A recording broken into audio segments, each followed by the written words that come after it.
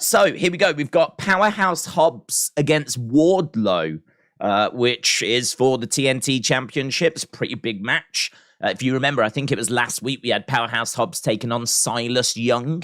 So this feels a bit of a step up from that. We're going to be watching Switchblade Jay White in action. So that's pretty exciting. Switchblade Jay White going to be competing against Komander tonight.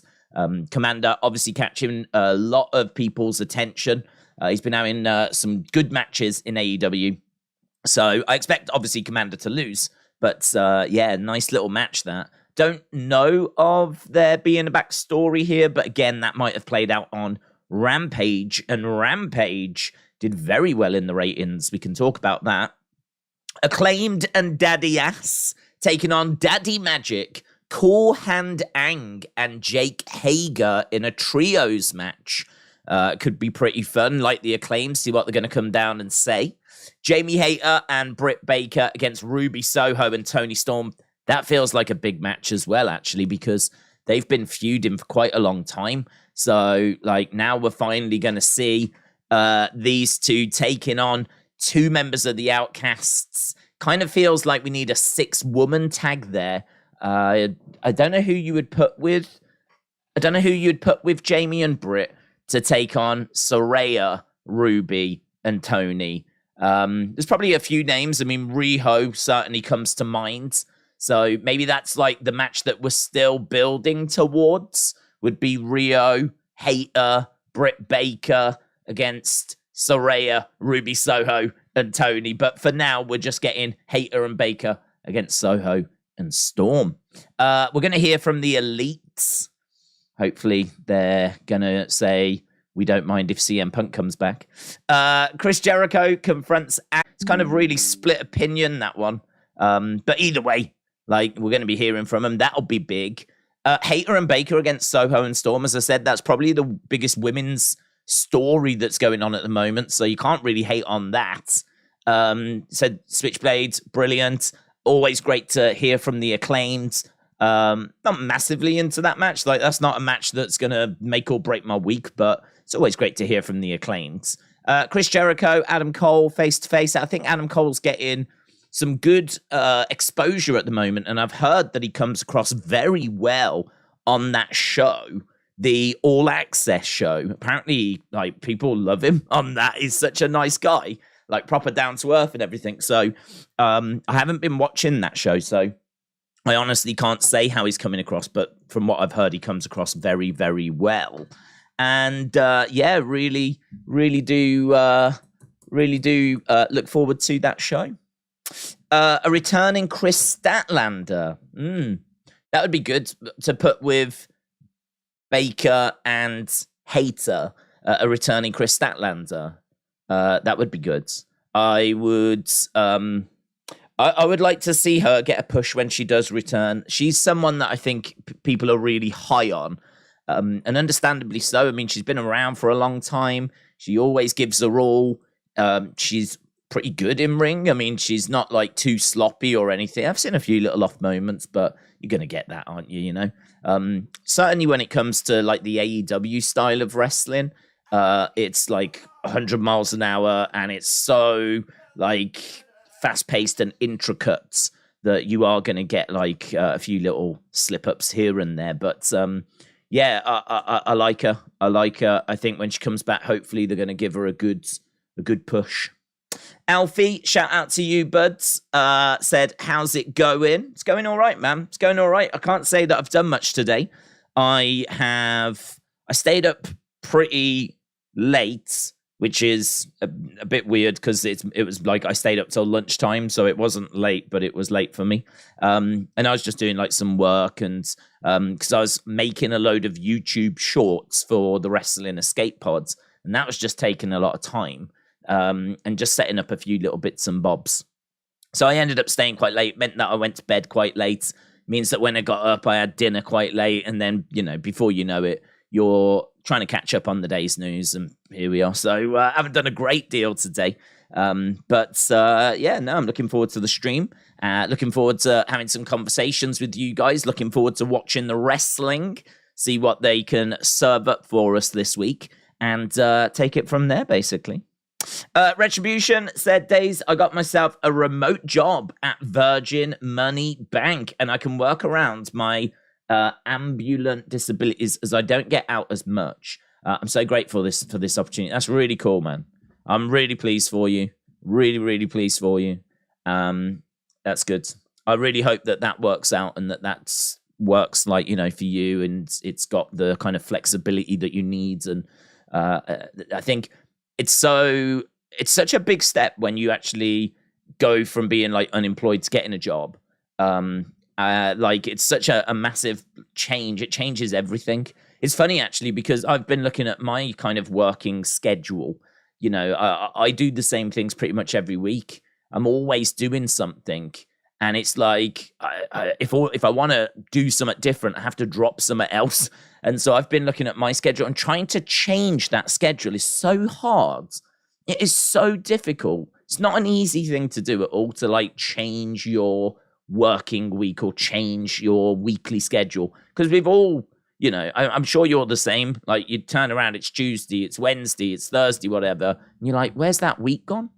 And then when you look back, like I never find much spare time within my week anyway. So it's like trying to move things around to get other things done or whatever can be a bit of a nightmare. So going from being unemployed to now having like, a job and commitments like that, big change. So I hope it goes well, buds. I hope it goes well. And it probably will be a bit stressful at times, and it probably will be a bit uneasy at times. But once you get into that rhythm, humans tend to be creatures of like repetition. Like we like to have schedules. We like to do things at the same time, not in like an OCD way, but just in a rough sort of way. That's what humans tend to like. That's why, we just keep coming back to, that's why the WWE couldn't get rid of us when they were awful, because we would just kept going back, because we're just creatures of repetition. Like, this is what we do on a Monday. We just watch this show. Please make it good, because I'll be here again next week. I can't break out of this cycle. This is what I do. This is who I am. I have to watch this show. Please make it good. Please make it good. So yeah, that kind of repetition, So changing that, altering that is going to be dramatic, but stick with it. I'm sure it will go very well. Days, lad, Karen won't be on today. Oh. Bill from the shop, shout out to you. We had an argument, and she's moved to Costa del Bloody Sol. The needy lass. Bill from the shop, shout out to, I can't believe it, she's moved to Costa del Bloody Sol. Oh my God. Oh my God. I bet she's gone with Tracy, hasn't she? I bet she's gone with Tracy so that they can get it off their chest. You know what they're like, these women. Oh God. Creatures of repetition and comforts. WWE was never terrible. It just didn't meet anyone's expectations. It's a nice way of putting it. That's a very company way of putting it. Actually, I think you'll find that WWE was never terrible. It just never met anyone's expectation. It just fell well below anyone's expectation. Thank you very much. That's a very company way of putting it. Do you work for them, Jim? What's going on? What's going on? I feel like Jim is WWE's PR, stepping in going, excuse me. I think you'll find. I'm grateful that a remote job helps me work around my ambulant disabilities. More remote jobs should be offered to disabled people in this day and age. I think it's getting a bit better, to be honest. I mean, the whole working from home thing, obviously since the pandemic, I mean, I have no numbers, so I can't say, but I feel pretty confident that there's more people working from home post-pandemic than there was pre-pandemic. I think, there was a lot of stuff that had to get pushed to people's homes because people had to stay at home. And then I think once those restrictions were lifted, I think companies did look at it and go, well, do we need people commuting in all the time in this day and age when so much can be done at home on computers? So it can have a blessing and a curse, though. My cousin's wife works from home, and she has really struggled with it, to be honest. Just because, again, some people are creatures of like communication as well that like to interact with other humans and don't like to just be at home on their own all day. And so, like, they like those moments where they go to grab a coffee and, how you doing? Those little chit chats. Yeah. Nothing that takes too long, but just those little interactions throughout the day. Just, keep you on your toes, keep you bouncy. And she really misses that. Like, I suppose in a way, when you first turn up to work and someone's like, hello, morning, how's your night? The little chit chatty stuff. Like, once all of that go, and in all fairness, I've experienced that as well, what with going from working in retail to now working on YouTube, to lose all of that and the lunchtime chatter and the checking in with someone. How did last night go? Oh, you had that big date last night. How was it? Do you know what I mean? Those moments, you lose all of those. And she struggles with that, to be honest. So it's a bit of a blessing and a curse. But I think for yourself, you should be fine, because you're obviously just coming into the working environment. So yeah, fingers crossed for you, man, that it all goes well. Aaron, shout out to you, said I turned 19 today. We're now only 2 years apart. No way. Aaron, shout out to you. Well, Aaron's slightly off. We're only 1 year apart. I'm actually 20. As you know, I'm 20 because it's actually very soon that I turn 21. I understand that people might get a bit confused because it has got a little confusing over the years. I am actually 20. I know at times I have said 21, but I am actually 20 because it is my birthday coming up, and I'm certainly not 22. I think we can all agree on that. I think if there's one thing we can agree on, right? If there's one universal truth, it isn't that we're going to walk with Elias. It's that I'm not 22.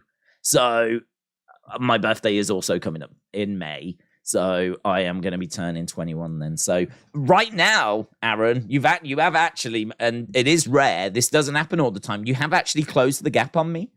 It's not often that you actually can catch up with people's ages, but you've actually managed to do that. So well done to you. And I hope you have a fantastic birthday. 19 today.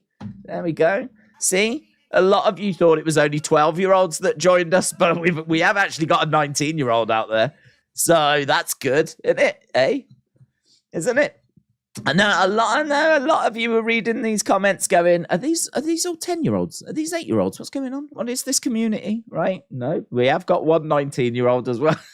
I hope you had. Aaron, let us know in the chat what you got. I want to know what you got today. What did you get? If it's nothing, then just lie, make it entertaining. Yeah. No, I'm sure you got some upwards, or you're planning on getting something. So let us know what you've got your eye on. 19? Oh, I don't know if I remember being 19. It was only last year. Ryan Gambler said, good evening, Days. Is Drew going to AEW? Thanks, Days. Ryan Gambler, shout out to you, buds. Is Drew going to AEW? I don't believe so. I've said before, and I'll say it again, and I'll say it probably till the end of time. Please, please, please take what you see on social media with a pinch of salt. I don't care if it is coming from marketing, wrestlers' Twitter accounts, wrestlers' Instagrams, news sites, whatever it might be. I mean, for me personally, I've got Dave Meltzer, Sean Ross Sapp, WrestleVotes. I've got those as kind of trusted sources, if you will. Dave Meltzer, Sean Ross Sapp, WrestleVotes. Now, I know that people are going to turn around and go, Meltzer, Sean Ross Sapp, right? But I'm being straight up honest. If they tell me something, they've got my attention, because all of them have come through in the past, right? All of them have said things which have proven to be correct. Now, certainly in the case of Meltzer, things have been said that have also proven to be wrong, but he has he has said a lot, in all fairness. If you go back, like, from the very beginning of the Wrestling Observer, it would be very interesting to know what his hit rate is, right? Because he does say a lot and he gets a lot right, but he does also get some stuff incorrect. But I would say that for me, he's one of my trusted sources. Now, in regards to the Drew situation, the reason why I'm saying this is because this isn't actually based on any report that's come out. This is all to do with him, like, going, like, off on Twitter, basically. So he's gone, like, dark on Twitter, and that's caused a lot of speculation. There's been lots of talk about contracts and all this kind of stuff. My feeling is that it is a case that WWE and Drew are using this as a way to kind of refresh him. That's my read of it right now. Now, there's been a lot of confusion as well about contracts, because we had a conversation yesterday where some people were under the impression the contract is up in, like, July, and we're actually just a couple of months, and he's just sat at home basically waiting for July.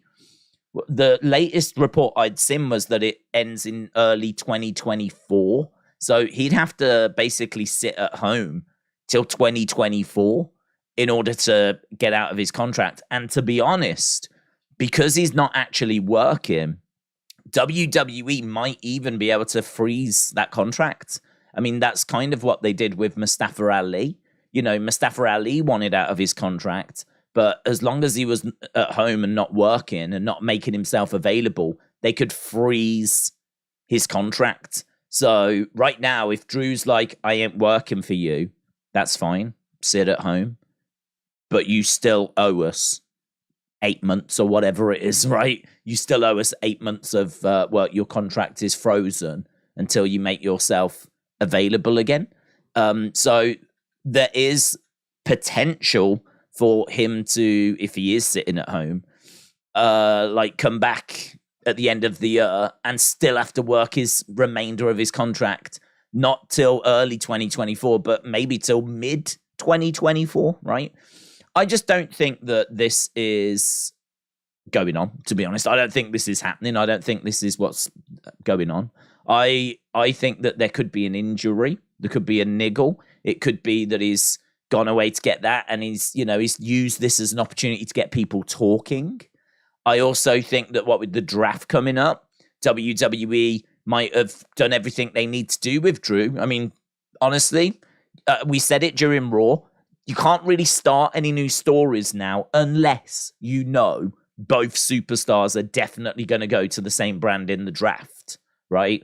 You can't really start anything. To be honest, a lot of feuds and stuff are waiting for the draft. We know that the draft is a massive deal, massive deal. I cannot stress it enough. As soon as it was announced, I said, this is a massive deal. This is bigger than people think, because the reports have been that WWE are waiting for the draft so that they can make all the big changes that they want to make. You know, tag teams can be split, factions can be formed, factions can be split, NXT call-ups, people coming back from injury, new feuds, new gimmicks, whatever it is, can just be this big explosion, because all of a sudden Triple H is putting the pieces where he wants to put them. He's not playing with someone else's toys. They're going to be his toys as soon as this draft is done. So it's a big thing, man. So with that in mind, and I could be wrong,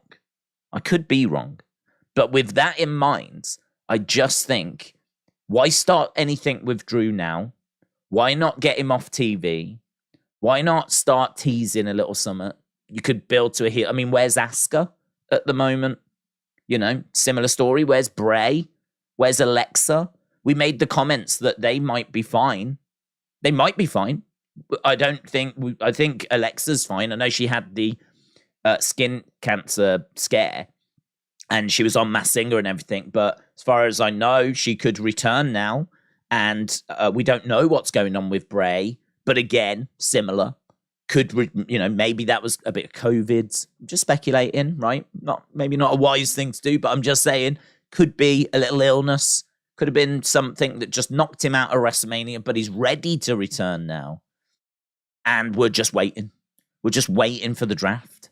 So I think a lot is going to be answered in the draft. I mean, what I would say is that if Drew doesn't return in the draft, then I would be a bit more like, okay, maybe something is going on. Could be an injury.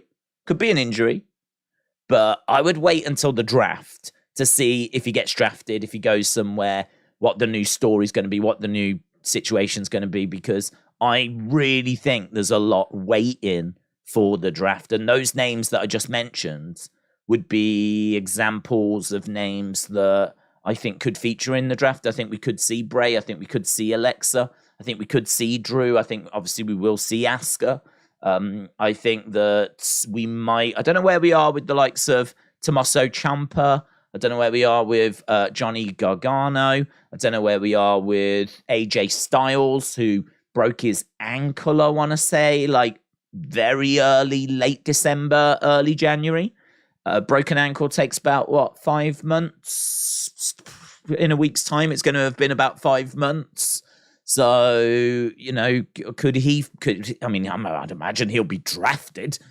But is he going to actually be there? Like, we could be seeing him come back. And if he, in all fairness, if he's still with Gallows and Anderson, he can come back and just stand in the background of them, can't he, for a few weeks? So, they can do stuff. He can tell them what to do. He can cut promos and they can wrestle the matches. And then, like, when he is ready, like 100%, then he can start getting a bit more involved. Because I think they'll probably keep him with Gallows and Anderson, to be honest. So, yeah, it's a great question. Do I think he's going to AEW? I really don't. I really, really don't. And if he did, I don't think it would be until at the earliest, early 2024. And because I think that, WWE are very aware of that Wembley show. It is not in WWE's interest to let Drew go now. If Drew wants to be released now, if you genuinely wanted to be released, no. I mean, just no. If I'm WWE, I'm sorry, no. Because I know that AEW have got that big Wembley show.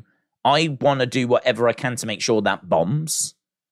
I'm talking on behalf of I'm not talking as me, right, or a wrestling fan. I'm talking as if I'm Vince, right? I don't want the Wembley show to be a success. So why the hell would I want to release one of the biggest UK superstars available who could then walk over to AEW and potentially main event? I mean, he main evented Clash at the Castle. So he could easily go and main event AEW All In. So I was like, yeah, no, it's not happening. It's not happening. Even if he wants to go, he ain't going to get released. So I think we've answered that. I think we've gone quite thorough into that one. But that's where my mind is on all of those. And as I said, I could be wrong. Right, Alfie said, I won't lie. Here we are, 3 years apart, considering I'm 17. This is great news. We've got 2 people that are over the age of 10. That is awesome. So, Alfie, shout out to you. I am joking, of course, guys. Come on. Alfie, shout out to you, dude. Have I caught up with all the super chats? I hope so. You know what I'm like. Flipping awful. Alfie, yeah, shout out to you, man. I got your member stream thing, so that is lined up for tomorrow, so appreciate that. Mom is no longer... Wes, shout out to you. I'll see you as well tomorrow for the members thing, hopefully. We do have a member stream tomorrow, by the way. David said, with AEW, got a big roster on about split. Yeah, I've got a bit of a Blaze said 20-year-old boomer days. How does that work?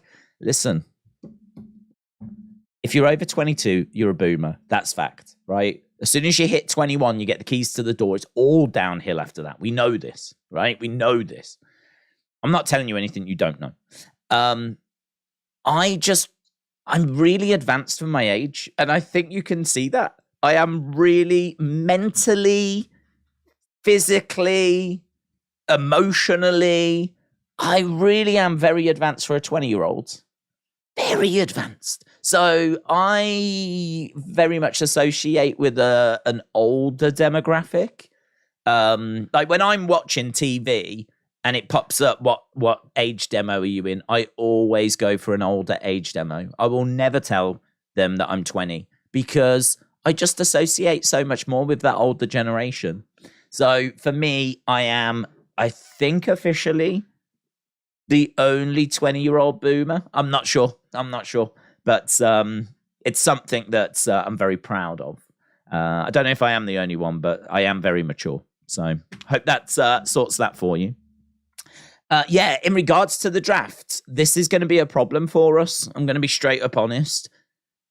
This is what I call an ish, because there are big rumors that AEW are dropping a Saturday show, right? And to be honest, as soon as I heard that news, my reaction was, cool. But, I mean, that's not going to be something we'll cover because Saturday, all right? I mean, we're talking UFC, boxing, premium live events, the Misfits, KSI stuff, Jake Paul stuff. Saturdays are just, they're mental. I mean, I've cried a million tears at the fact that WWE have moved their premium live events to a Saturday, right?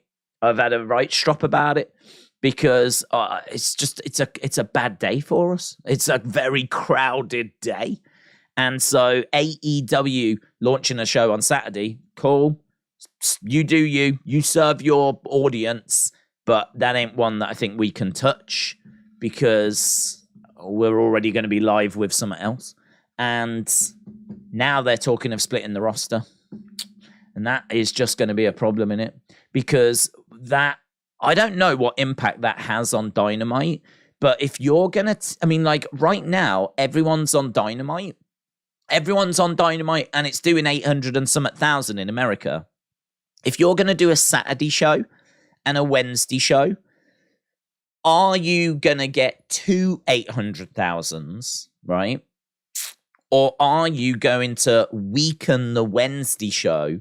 Because all of a sudden now, get ready for Anna Jay matches and Ty Conter matches and who else? Peter Avalon matches and I don't know, whoever, right? Yeah, there's still going to be stars. But they're going to need half of them on Saturday. And if it is going to be a brand split like that, then it's a problem, man. Because we can't do that Saturday show. We can't do the Saturday show. And I think the Wednesday show, in the short term at least, is going to be weaker. I think Dynamite's going to be weaker. I mean, it's got to be weaker. It's got to be weaker. Eventually, it might recover as those new stars get more exposure and they start to use them a little more, say, seriously. Because I think a lot of the talent they're going to have to lean on. I mean, I suppose you could make the argument there's talent that doesn't make it onto TV. I mean, you could point at Andrade, you can point at Brian Cage, you can point at, some of those names. So maybe we don't have to dig as deep as Serpentico, right? Maybe we don't have to dig as deep as Luther or whoever, right? In order to try and fill the rosters. But I think the idea that the brand split is going to make Dynamite stronger, that doesn't quite add up to me. That doesn't quite make sense. In the long term, it might work. But in the short term, I think it's going to have to go through some pain. So, yeah, it's going to be a real tricky one for us. You're also asking... You're also introducing another show on a Saturday for people to watch, and there's already a lot of wrestling. I mean, I don't know how James Chadwick's going to cope, honestly. Another show. I don't even think he's got a free time slot. I mean, he's already got 6 TVs on the go at the same time. Do you know what I mean? He's having to, make notes on everything as he's watching all the different screens, as all the different action is being beamed in from around the world. Now he's got to try and watch some on a Saturday as well. I think that's his only time in the week he gets to sleep. So, I mean, it's just not fair to James Chadwick. It's not fair. So, yeah, this is going to be really interesting to see. I think if you're a fan of AEW, if you're a hardcore fan of AEW, I think this is great news, right? Because I think that this is going to give you more of what you love. I think there is going to be a bit of a bump at the start. I think that, you're going to be leaning on people that haven't been leaned on. I think that you're going to, you can make the argument, and some might say this is unfair, but you can make the argument they struggle to find compelling stories for one show, let alone two shows, right? Because I just think we've been through not the strongest of periods.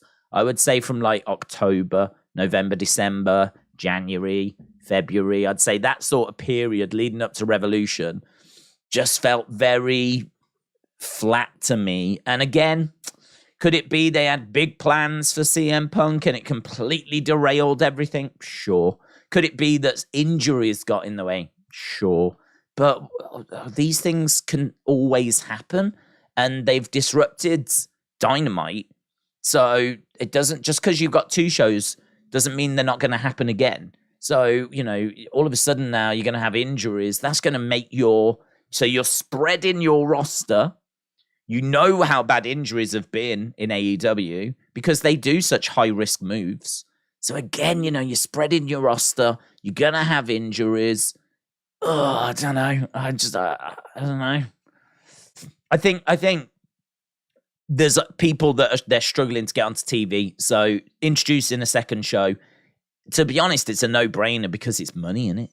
At the end of the day, if a TV company comes up to you going, do you want another couple of hours for ad revenue? You'd be like, yes, please. Thank you. Thank you. You'd say yes. And then you'd be like, oh, hang on. That might be a problem. And then you think about it after, right? So I think they've gone, yeah. More, what, did you say more money? Yeah. Thank you. Yes, please. And then you go, okay, how do we actually do this? Because we need to make sure Dynamite's still strong. We need to make sure this new show is amazing. And how are we going to do that?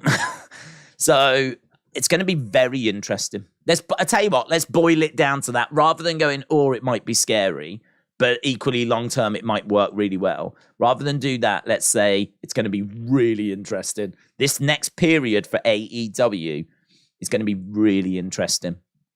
Saturday night, I have no idea who they're going up against. No idea. Couldn't tell you what a Saturday night WWE don't do Saturday night shows. They have in the past, but it's a long time ago. So I can't tell you what the current landscape looks like in regards to, I don't know, what could the expectation be? All I know is that Battle of the Belts was being done on a Saturday and that didn't do brilliant. So, and that had some names on it. I think Saturday's going to be a real struggle, to be honest. I think it's going to be a real struggle. But there's rumors that CM Punk's going to go to that Saturday show, which will give it a hell of a boost if he is. So certainly I think they'll get a big, viewership out of that if he's coming back there. And then, we'll see. We'll see where it goes. Big Time said, how do you pull off a brand split? Rampage is the second show and it does 400,000. All Access does 300,000. What's Collision going to do on top of trying to get Dynamite over 900,000?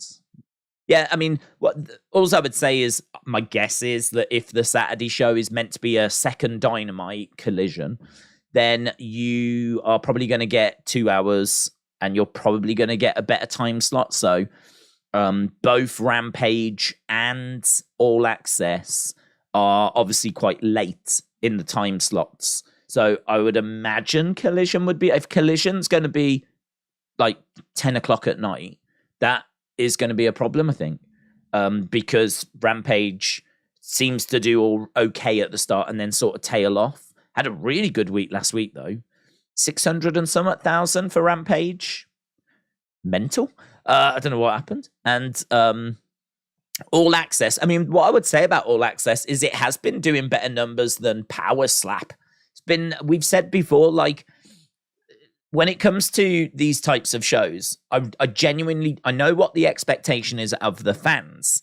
I don't know the expectation of the TV companies because, for example, All Access, it was following Power Slap.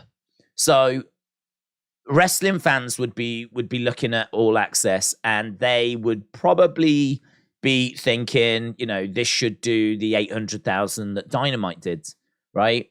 Maybe it'll dip down a little because it's not actual wrestling, but maybe there's people that have that as a benchmark. It should be 800,000. That's not where I was coming from for All Access. My first thought was it's got to beat 280. And the reason why is because I know that's the rating that Power Slap was getting in that time slot just earlier this year. That's the time slot that Power Slap had, Dana White's Power Slap, where they were slapping each other.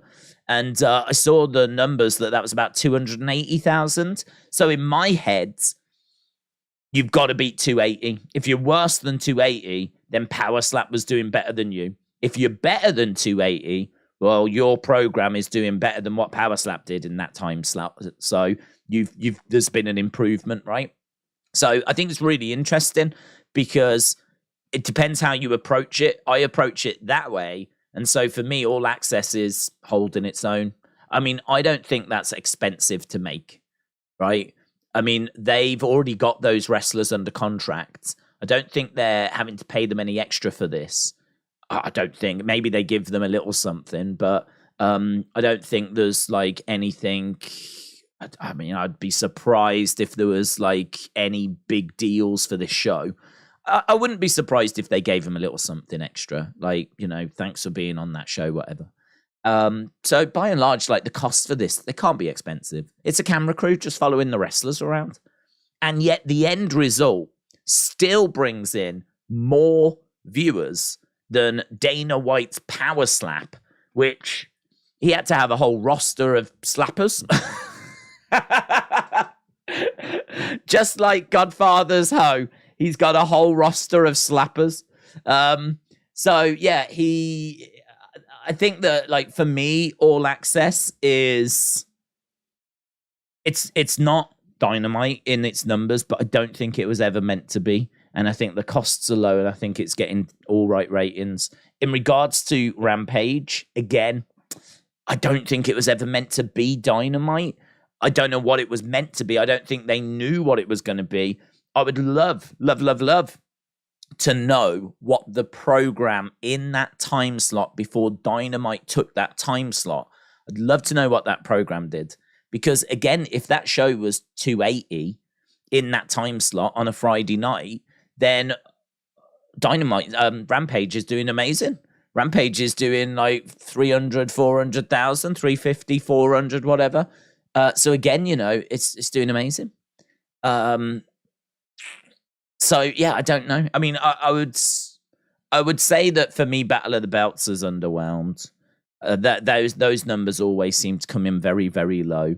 But I don't know. I would love to know. I mean, I suppose in a way we need to know what time slot it's going to take. We need to look at what's there now. We need to look at what it's getting, and then when it does actually start, we'll be able to make an educated kind of call as to whether Collision is doing well or not, short of actually being in the room with Toni and the TV executives and hearing exactly what is being said, what the expectations are, blah, blah, blah, blah, blah. Short of actually doing that, I think that's probably the smartest way to go about it, the most educated way to go about it. Because honestly, I don't even need to look at Twitter. I already know that if Collision isn't going to be getting 1 million, then it's failed. I already know that if it's going to do less than Dynamite, it's failed, right? Certain wrestling fans will set their own expectations, their own objectives, completely void of any kind of statistical backing, right? Or any kind of analytic. Just literally benchmark it against Dynamite on a Wednesday, and it should do that, right? And if it doesn't do that, it's failed. Well, that just might not be true. So I don't know. I'd tread careful. Have a look and see if that data is out there. It'd be very interesting to know what was in that time slot. Brenton said, apologies if you spoke about it. What are your thoughts on the report that All In has got 45,000 signups? Great news for AEW. Shout out to you. Brenton, shout out to you, buds. No, we touched on it in the last stream. I think it's great news for them. I felt from the start that they will have had enough. One thing that I will never say about Toni, right, is that he doesn't have good statistical backing. I think all the decisions that he makes due to numbers and statistics. I think he's a statistics guy. I think that shows in the fact that he wanted to have rankings and records for the wrestlers on screen. And we know that he owns a statistics company that basically can look at different data. Like, you feed the data in, it'll spit out whatever you need it to spit out. And I've got no doubt that he's using that service for, various aspects of AEW, whatever he needs. He's got this data company there that he can turn to. So I think one thing that he does is use statistics, use numbers, look at trends, look at evidence like that to make these sorts of decisions. So for him to do Wembley was a big, big shock to us because they had not done a show anywhere near that size. But I did feel that there must have been some sort of evidence, some number somewhere that said to him, we expect you to sell X amount of tickets. Might not be 90,000, might not need to be 90,000. That number could be 50,000, right? But, if you book Wembley, and in order to cover the cost of what it's going to cost to put that show on, you need to sell, 60,000 tickets, right? So 60,000 is your break even. And you've got a thing coming back saying, we reckon you'll sell 50,000. You're 10,000 tickets short. Now, if you're Tony Khan, you might take a little hit there. You're taking a bit of a gamble, right? But the gamble you're taking is potentially 10,000 tickets. And that's money that you can, pay out of your own pocket if needs be, right? 10,000 tickets. And that's potentially all you're short of breaking even for a Wembley show. Think about the impact that show could have. Think of the momentum that show could have, not only leading into it, but coming out of it.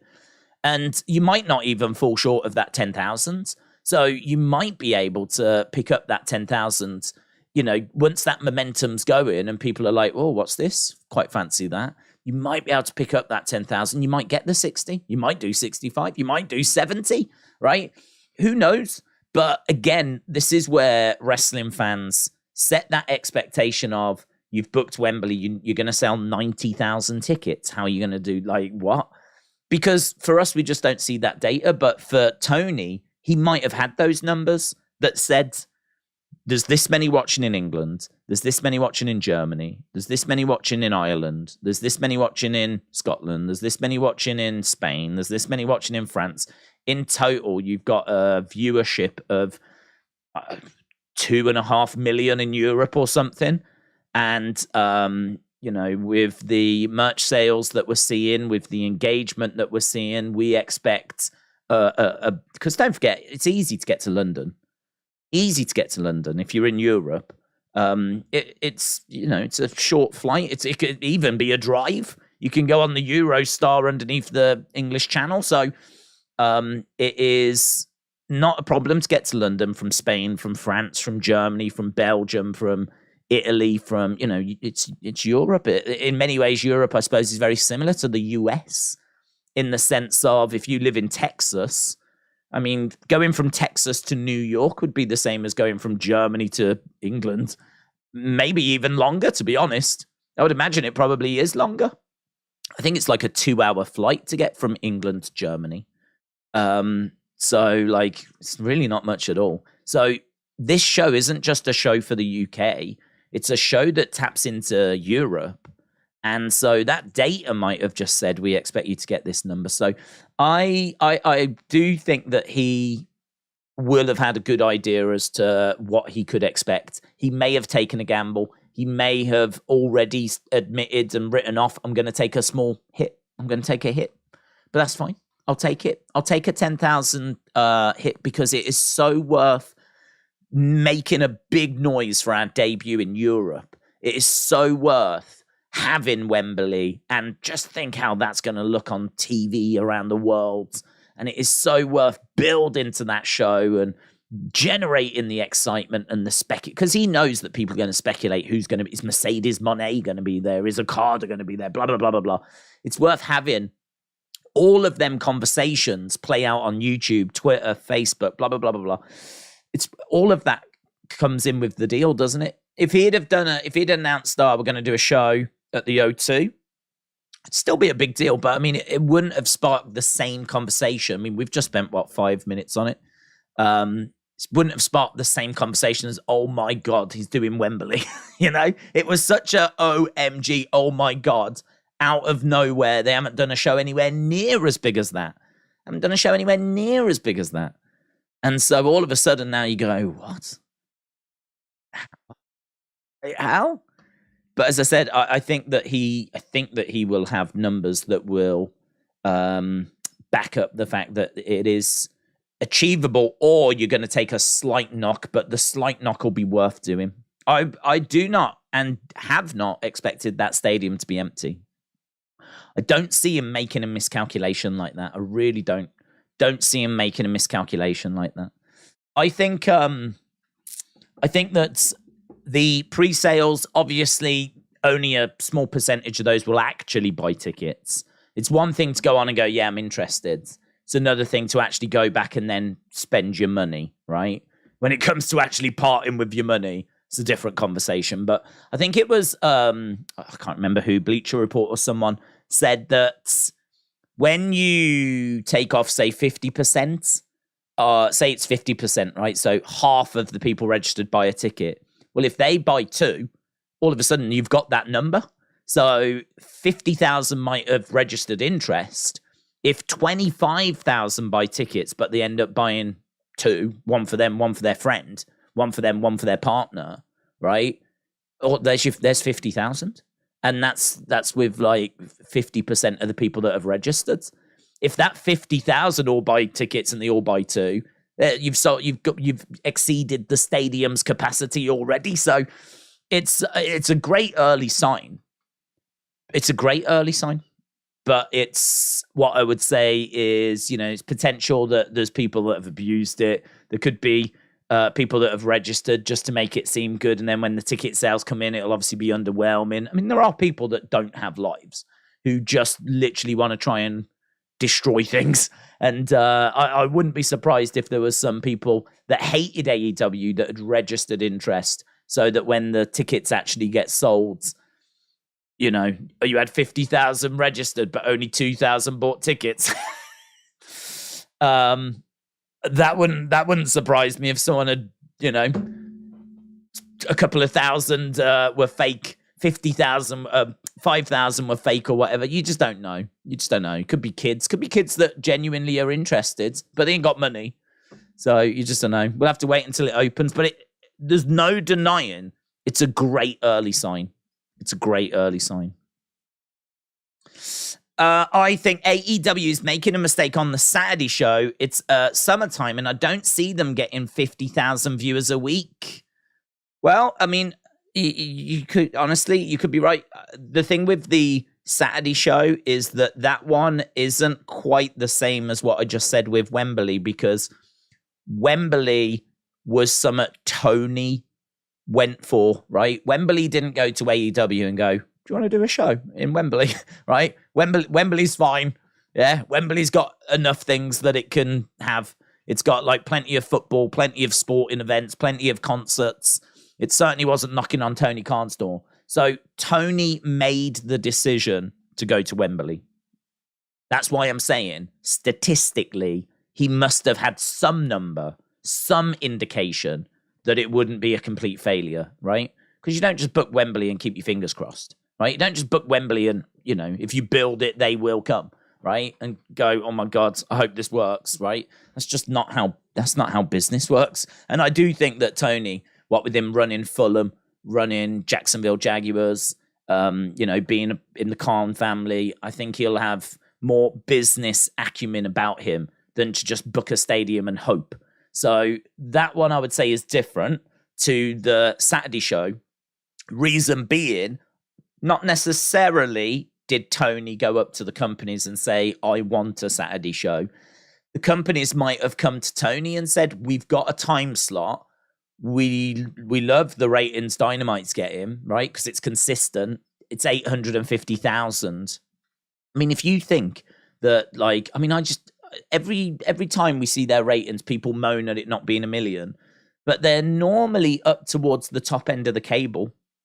So that means that everything else that's on cable that night is below what AEW is bringing in. So what would the alternatives be for the network, Like, if the network turned to something else, would they get the 850 that AEW bring in? So again, this is where we just don't know how the network are feeling about AEW, because, it's not the million that they would like, and they would like to be around that. We know that. They've been there. We know that's what they would like.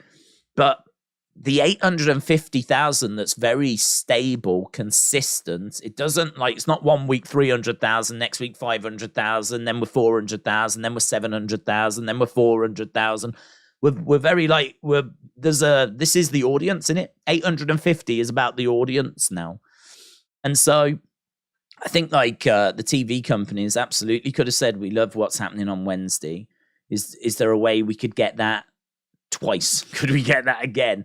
We've got a time slot opening on a Saturday. We could give you a big Saturday show. So this one, might not be statistically as calculated as the Wembley show, because Toni went to Wembley and said, I want to do it. I don't know that he went to the network and said, I want a second show.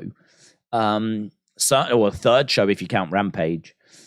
I have no idea if he did that or if they did that to him. What I do know is that if you run a wrestling company, if you had a wrestling company and a TV executive said, do you want more TV time?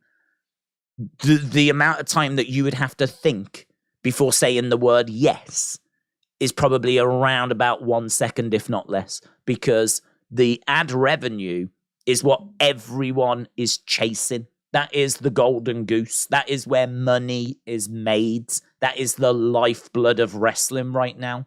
The lifeblood of wrestling is obviously fans, but also TV money. And TV money has revolutionized everything. We've said before, back in the day, wrestling companies would go on TV just to try and get you to buy tickets to their house shows. That's the whole point. So the TV would set up an angle, but if you want to see it play out, you need to buy tickets.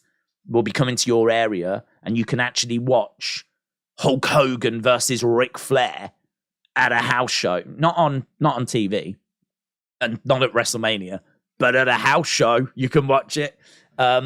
Because that's how they used to do it. Like, they would set up bits and bobs on TV, play it off on house shows. Please buy the tickets. Please come and see us live. It's how we make our money.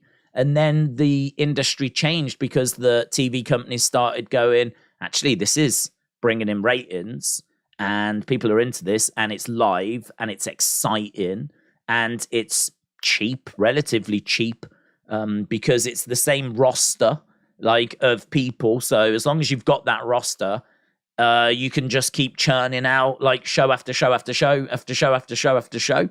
I mean, WWE, if they wanted to, could have a show every night of the week because they've got such a roster depth that and a ring is a ring, right? And the stage is the stage and everything's set up. They could just chuck shows out. I mean, you'd probably have less wrestling and it would be spaced out across the week and you'd have more promos, but you could do it. You could find a way of doing it because it's just, there's no extra cost, is there? You're already paying for the wrestlers. You've already got the ring. It's just cheap to do. Do you want a show on Saturday? Yeah, we could do a show on Saturday. So TV companies love it. Love. Not all TV companies. Some think that it's like trailer park trash, so they don't want to be associated with it. But some companies really love it. USA Network loves it. Clearly Fox love it. TBS love it. So, these companies like to have it around. It does good ratings. It's not expensive and, relatively speaking, and for what you get ratings wise. And it's live. It's got a dedicated fan base. Just breathes life into your channel. And so, things have like totally turned around and changed around. So it's interesting. I don't know what they're going to do with this second show. I don't know whose idea it was. I do worry about it in the short term. I think long term it could work, because I think long term you'll find a way of making it work, basically. WWE have, we found a way. I think we can agree, though, there has been weaker shows. I think for the longest time, SmackDown was the show you wanted to watch. Raw was the show you suffered through.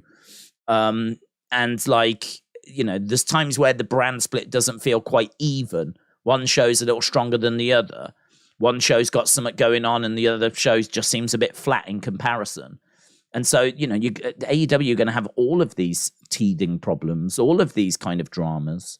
But I think long term, it'll work. I just think there'll be some short-term pain. And I also think that AEW fans need to just stay focused on, just enjoying the shows, but also don't get sucked into getting into arguments with people that are going to tell you that the Saturday show is bombing because it's doing 700,000 when we have no idea what the expectation is for that show. No idea whatsoever. I haven't been, I'm going to be honest, I haven't been in a single meeting with AEW executives and the TV executives regarding this new show. I haven't.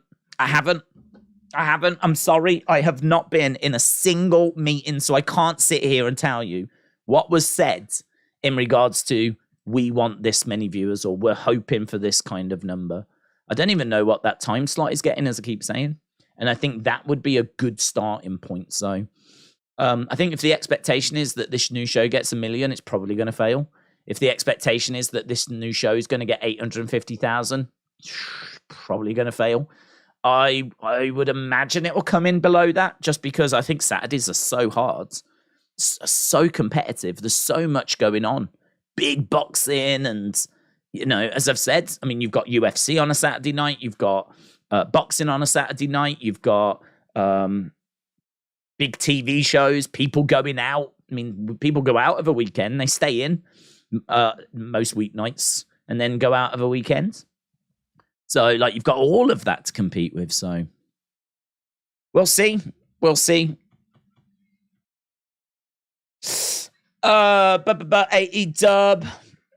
all week AEW. Now, Monday, Dark Elevation. Tuesday, Dark. Wednesday, Dynamite. Thursday, Ring of Honor. Friday, Rampage. Saturday, Collision. Is that how it is? What is it? Monday, Dark and Elevation. Tuesday, there's 2 Darks. Oh, Dark Elevation. Is that what it's called? I just thought it was called Elevation. Dark Elevation. Dark. Yeah, you're right. Dark Elevation. Dark. Dynamite. Ring of Honor. Rampage. Collision. What are they going to do on a Sunday? Sleep. Right, here's Jungle Boy. Let's go. Godfather's Ho said, Days, I'm still in Vegas. Many foreign objects have been put into my second hole. Tonight in her home state, Britt will turn on Hayter. I made a bet, and if I lose a hand.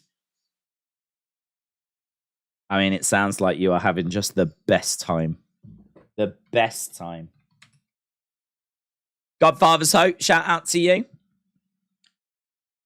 Can I recommend that you shove Dynamite into your second hole? Hey, what? Actually, on reflection, that's probably a bad idea. I meant AEW Dynamite. Right. Jungle Boy in the ring. Here's Samuel Guevara.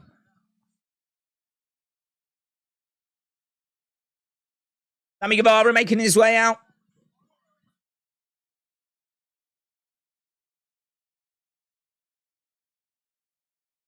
I like Sammy Guevara's entrance theme. I like his graphics as well.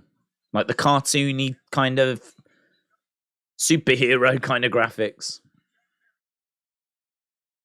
There is just a sky. I don't know if you can see his graphics.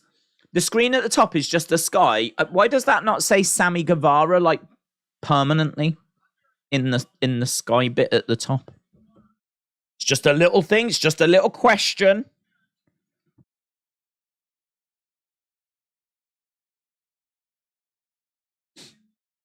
Right, we've got Jungle Boy and Sammy G. Sammy G. No one wants to hear, and he was just about to talk, and now here comes Darby Allin. We've got pillars. Days, what's happening with Jade? Do you think her or Roman will have a longer reign? Oh, I thought you meant Cora Jade. I thought of a miss summer with Cora Jade. Hello, Wrestle with Andy. Hope you're well, buds. If anyone's going to know about the latest Drew news, it's going to be his fellow countryman, Wrestle with Andy. In regards to Jade's, will she have a longer reign than... I don't know. They're not really doing it by days, are they? They're doing it by wins. They're doing it a different way, so I actually don't know how many days she's been champ for. So I don't know how far off we are, to be honest. I can only think we're going to get... Wow. It depends, doesn't it? I think Mercedes Moné will be at Wembley. If it's Mercedes Moné against Jade, Mercedes wins. But and I can't think they'll do that match. I don't think they would do that match. I think Mercedes would be against Britt, or would be against Saraya, or would be against Jamie Hayter, or someone like that, you know? I don't think she'd be against Jade. Jade's mid-card champion, you know? Seems a bit weird. I think that depending on who she faces, they could be looking at getting it to 100-0. They could be looking at getting it to 100-0. So I think we're at 50 summit now.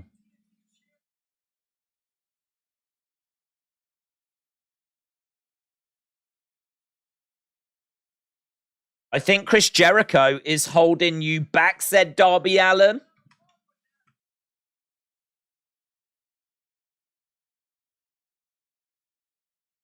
I'd love to talk it out, says Darby. It's really weird hearing Darby talk.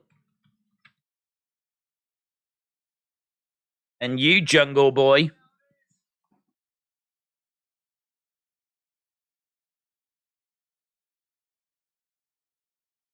So he's asking what's your name these days?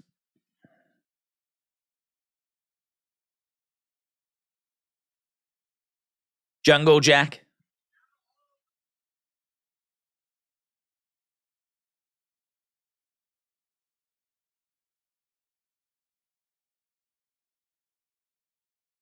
Darby said out of all the pillars, you've had to work least hard to get here.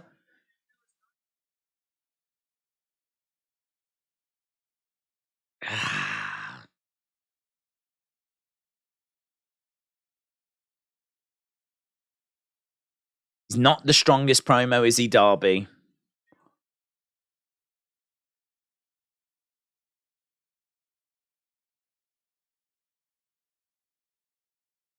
I don't know if Darby should be doing promos.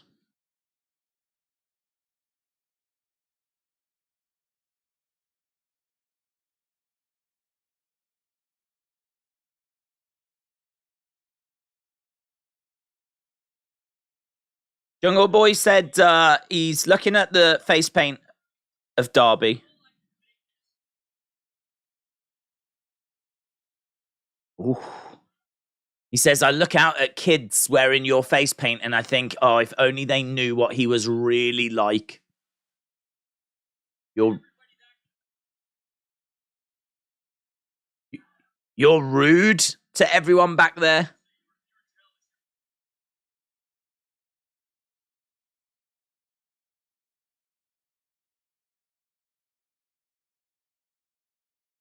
You're only here because you didn't make it as a skateboarder. Some nice lines there by Jungle Boy. Jungle Boy's just murdered Darby a little bit. He's just killed him.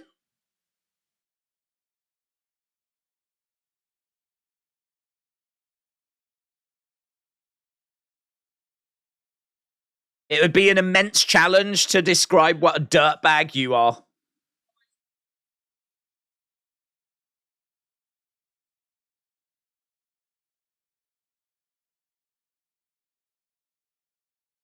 Out of Darby and MJF, I respect you the most.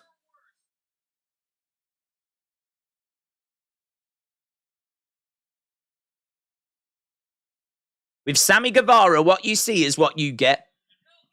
He's just buried Darby Allin. He has killed Darby Allin. Because I'm sat here going, is he really like a douche backstage? No, you've just killed a babyface. You've just murdered one of your babyfaces. Oh, you're still a scumbag piece of shiz. Jungle Boy's cooking, man. He is cooking. He's killing them. He's ripping them apart. Let's see what Sammy's got.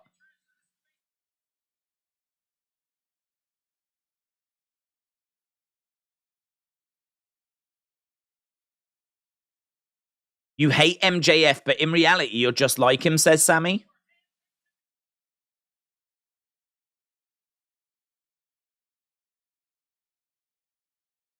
Sammy talks with much more confidence than Darby, more confidence than Jungle Boy. Sammy is the best talker of these three, but so far, Jungle Boy has had the better content. Why did the word no just appear on screen? Did you just have the word no? I just had the word no flash up on screen. Did anyone have that? The screen legit said yes, no. I just had that. I saw no.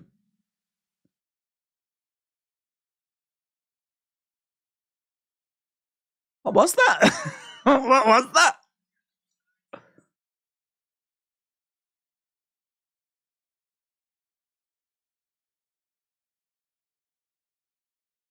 We'll do whatever crazy thing we've got to do to make it, and we did.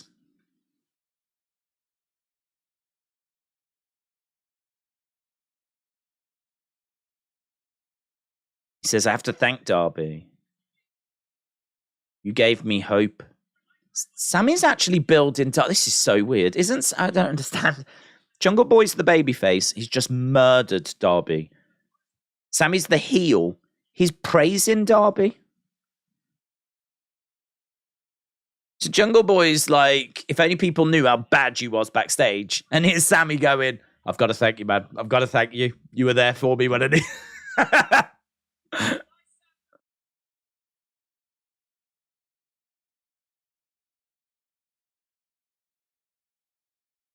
I saw you become TNT champ, and I thought to myself, I'm going to do that, and I'm going to do it better, and I did.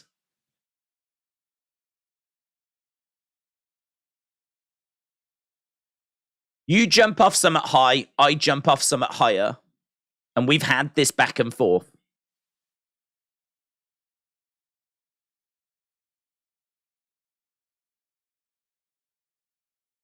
And now it's time for you to sit back and watch me as I become world heavyweight champion.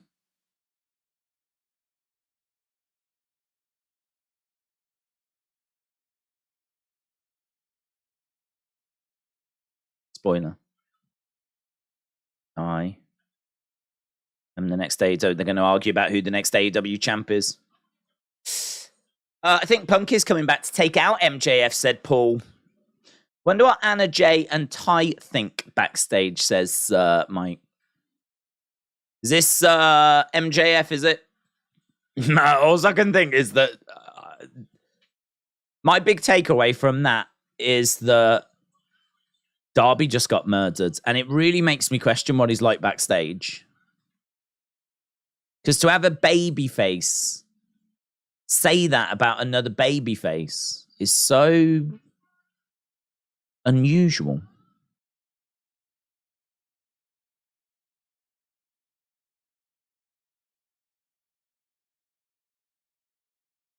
Good thing, here's the best talker, obviously. Ladies, stop fighting over me. You're making me blush.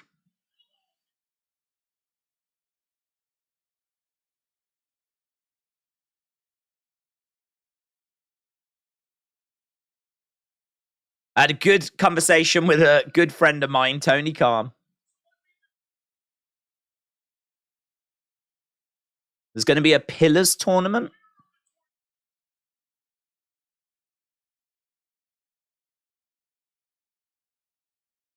Double or nothing, then. There's going to be a Pillars tournament. This is a good idea. But there's only 3 of them. Unless we're putting Britt in. Oh, why is someone getting a bye? Why can't we just add a 4th person? No one. Hopefully it's no one.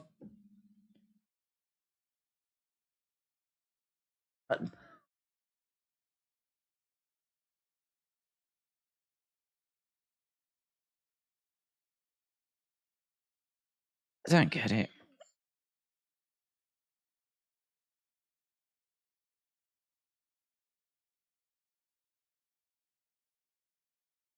Sammy versus Jungle Boy.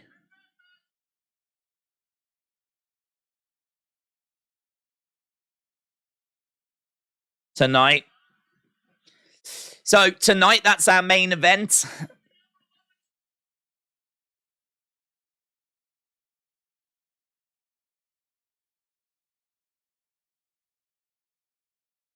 Okay. Feel like I'm watching Raw, and that's not a good thing, said Vin. My favorite of the 3, Darby getting the bye, said WWE AEW fan. Another gauntlet to fight MJF. Tonight, player. Well, put in your thoughts. What did you think about it? I thought there was some really interesting talking points in that. I wish there had been a 4th person added, because it doesn't make any sense to me just giving Darby a bye. It doesn't make any sense whatsoever. It would have been very easy for MJF to say, one of you's getting a bye, let's have a look. Oh, actually, it's no one. So we need a 4th person, that would have popped the crowds. You're going to introduce a 4th person into this. And they didn't need to win. Whoever this 4th person was could have lost to Darby, and we still could have got Darby get into the position he's just been handed. He didn't have to be given the bye. He could have gone up against a person, beaten them, qualified. Him giving a bye is so weird. Are we turning Darby heel? He's just been given a bye, and he's been like, yes. Which again is a very weird reaction for a babyface. So it's a reaction I don't mind. But for a babyface, like, you know what babyfaces are like. They want to fight everyone. Bring on the world. I want to prove myself. I want to fight everyone. So for him to be like, you don't need to fight the first round, he goes, come on, yeah. Maybe a little weird. And then also, man, the stuff that Jungle Boy was saying, that's what stuck with me. So, are they doing that to plant seeds of Darby being a heel? I don't know. I like the idea better than a 4-way at a pay-per-view. Darby MJF will be a show stealer, says Brenton. Darby versus Sting in his last match at Wembley, said Godfather's Ho. It's a realistic reaction, says Kieran Hub. That's why I don't mind it so much, because it's not the kind of thing that you see in wrestling, but it's something that actually annoys me in wrestling. I've been very vocal about the one that comes to mind, and it'll always come to mind, is Big E. Big E was having a match at day 1, got turned into a triple threat, and he was like, the more the merrier, man. Yep, fine, brilliant. Don't mind. I'll take them all on. I'm a fighting champion. And you go, all right. And then a 4th person got added, so it was a fatal 4-way. They went to Big E, was like, yep, love it. Keep adding them for all I care. Bring them in, I'll smash them all down, right? Okay. And then on the day of the show, they added Brock, and they went to Big E, and he was like, well, It's just a mountain that I'm going to have to climb. At no point did Big E go, this is ridiculous. Like, so you're telling me that someone can pin someone and, like, the other two could be beating me up and I'm going to lose my belt? Like, you're absolutely right. That would be the realistic... that would be my response. I wouldn't turn up. Be like, forget about it. Forget about it. So, I do agree that the traditional babyface approach of, yeah, I'll take on the world, I feel like that is dated. But just not used to seeing it. Just not used to seeing like a babyface being granted a bye in the first round and their reaction being, come on. Yes.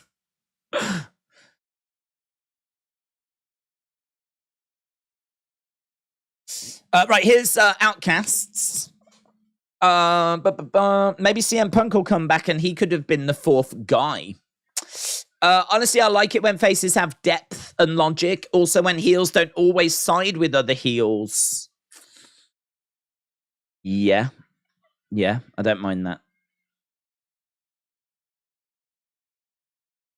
Outcasts have come out. They've look, Soraya's trying to grab that towel. She can't get it off the woman. Saraya tried to grab that towel from that woman, and that woman was stronger.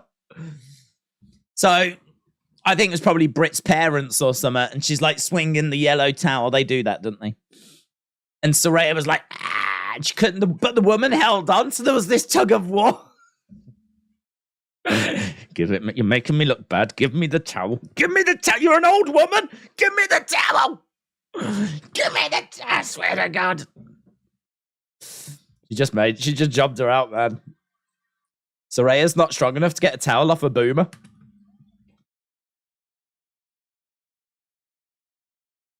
Right. From Pittsburgh, Pennsylvania. MD. Right. Big ovation. They love Britt Baker in Pittsburgh. Of course, she is the hometown girl. There's been a conversation about if Britt Baker is a pillar or not. I saw MJF talk about that. So when they said there was going to be a pillars tournament, part of me did think, is Britt Baker going to be Darby Allin versus Britt Baker? Listen, if you're a pillar, it's time to show up. It's time. Stop sitting on the sidelines. It's time to show up. Duck underneath by Toni against the ropes. Jamie and Toni starting us off then with this tag match. Saraya on the outside. Probably still thinking about that towel.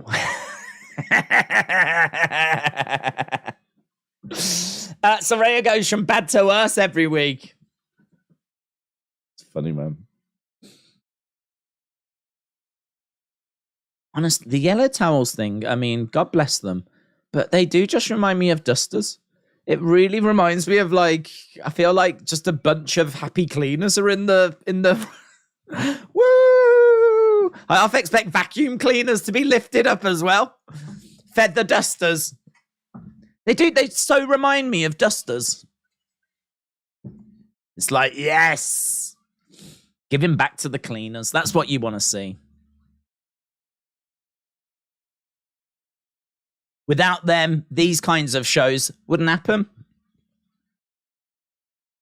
Chop coming in there by Jamie. Toni, look. Ooh. Toni went for a DDT on the outside, but got driven into the barricades. Jamie Hayter grabs one of those yellow things, towel dusters. Woo! What the heck was that from Saraya? Saraya needs to see a medical facility, said Boomers. Britt is more a pillar than Darby, said AR1. Against the ropes goes Jamie. Jamie goes down. Toni kicking at her heads. Soraya's come back over. Loser. Yeah, you might call him a loser, but you couldn't get the towel off him.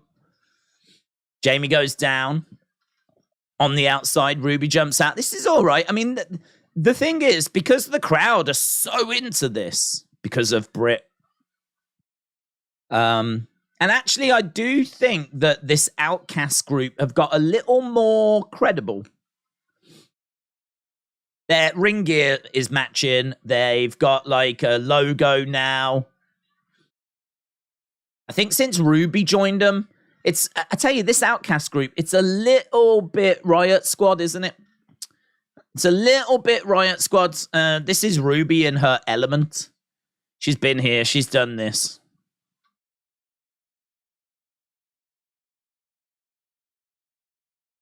Jamie is brought round.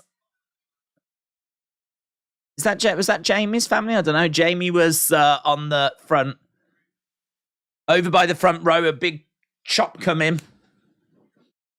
They've started to lick their hands, haven't they? I mean, I don't know how long that's been like a thing for. They tend to do it all the time now.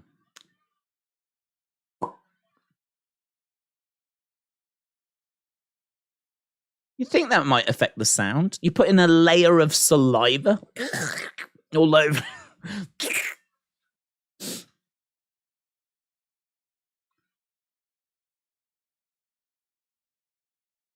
DMD. I don't know why it took my brain so long to work out what they were saying. I was like, TNT? Why are we chanting TNT? Man, they are desperate for that Powerhouse Hobbs Wardlow match. TNT. TNT. It's actually DMD. Riot Squad plus Absolution equals Outcasts. Austin said, Britt Baker for 1,000-day reign, please. Yep. I think if the letter of your first name is the same as your surname, you stand a great chance of having a 1,000-day title reign. That's how it works.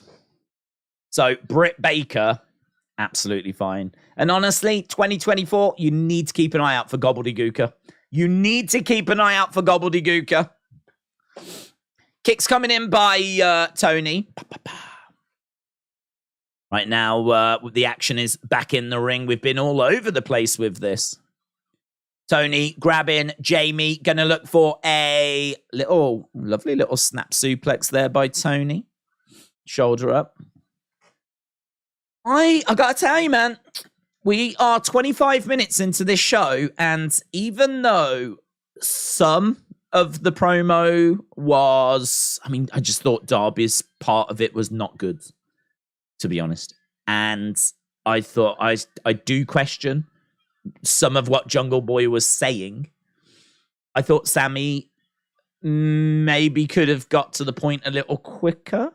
So there's definitely things I would have tweaked about that open, but it's such a focus for us at the moment that it's the right thing to open with. And it's one of those segments that you could just have such a conversation about. And I'm sure many people will. So I feel like I've seen something, right? It's not like we've just started with an Orange Cassidy match.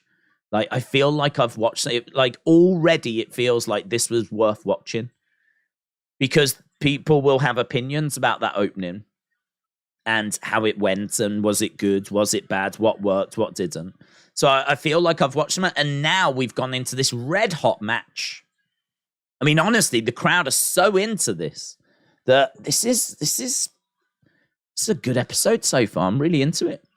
Sling blade by Britt, duck underneath, kick to the head there. Ruby over in the corner, stumbles back as Britt charges over. Ruby, net breaker. Down goes Ruby.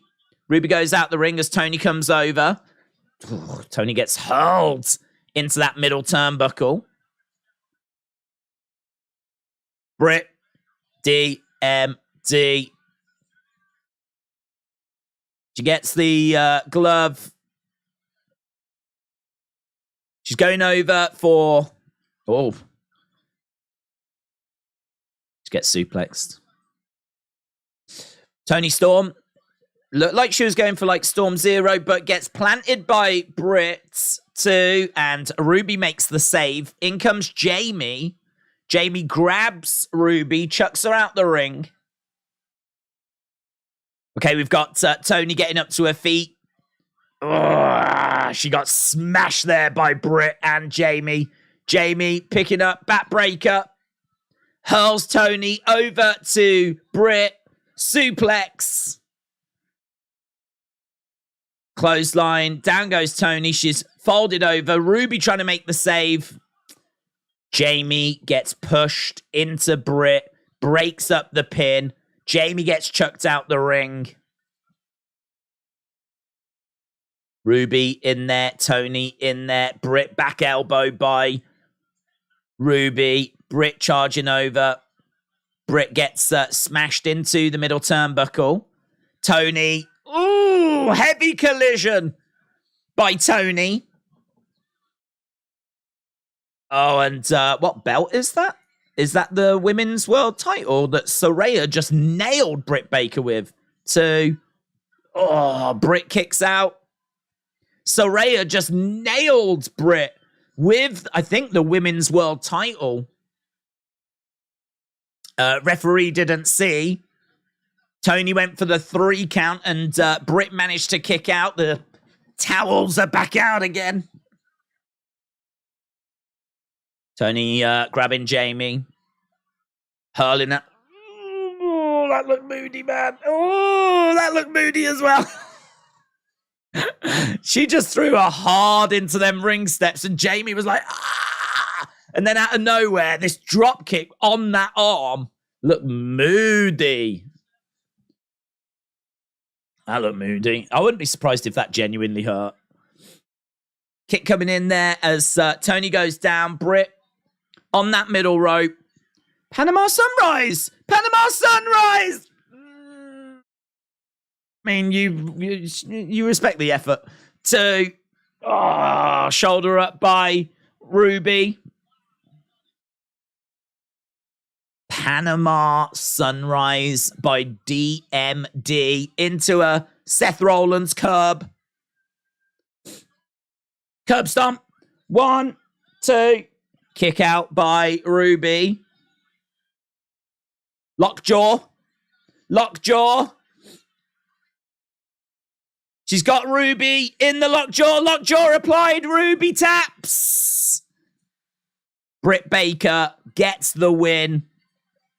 I don't know where. I think Jamie was still down after being hurled in the ring steps.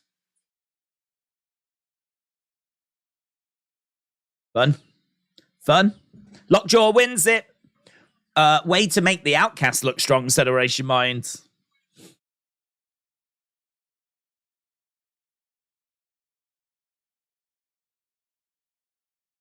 Jamie's being helped away there. Britt goes out after her. I think there might be legit injury there. She seemed to go really hard into them steps. She's had to be helped away. There was no getting in the ring and celebrating.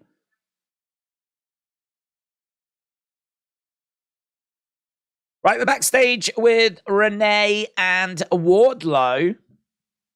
Britt is the best. Britt is number 1, said Austin. Can you do a Panama Sunrise outside of Panama, says Tim. Britt can't. Maybe that was the problem.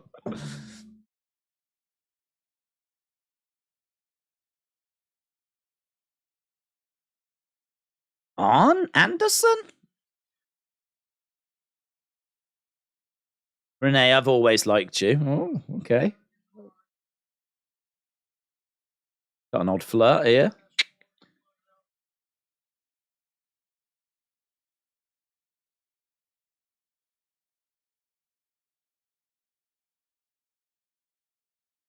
I've been a champion all my life.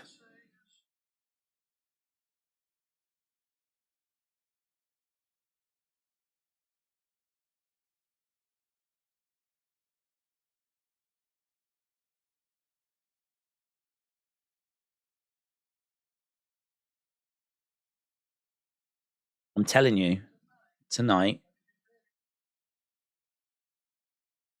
Oh, yeah, man. I tell you, I don't know what's happening, but we're doing some cooking here. We're doing some cooking tonight. We're doing some cooking. Arn Anderson just arrives, looks at Wardlow, is like, listen, Tully might have taught you how to be the best checkers player here, but tonight we're going to start playing some chess.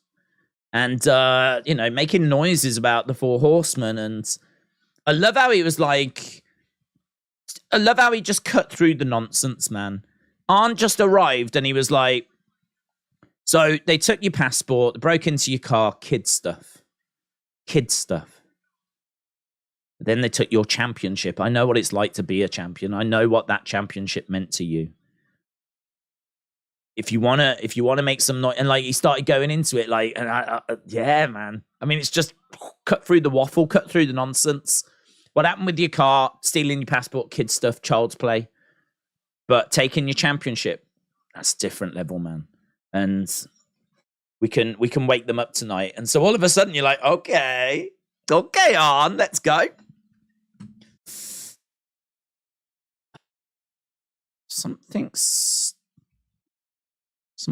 different tonight. Something's different.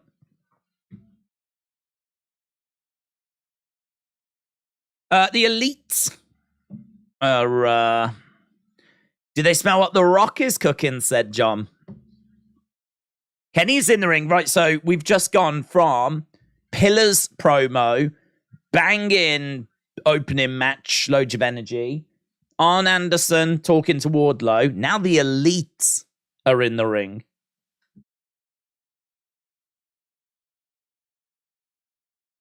Let's see.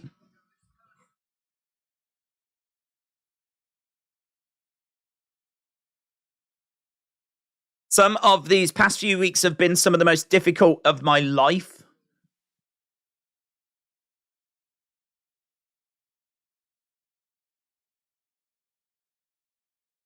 You've sent my friends in ambulances. You've sent my uncle to the hospital. They're serious. They're talking to the Blackpool Combat Club.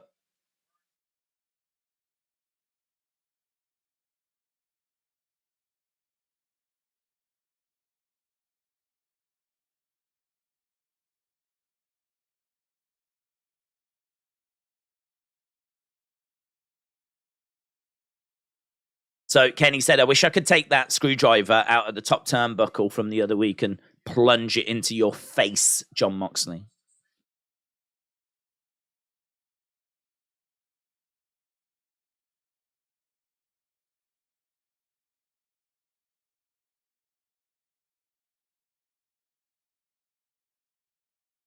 Let's squash the beef once and for all. Blackpool Combat Club, I want to see you guys in the ring. Okay, there's Danielson. Danielson on screen.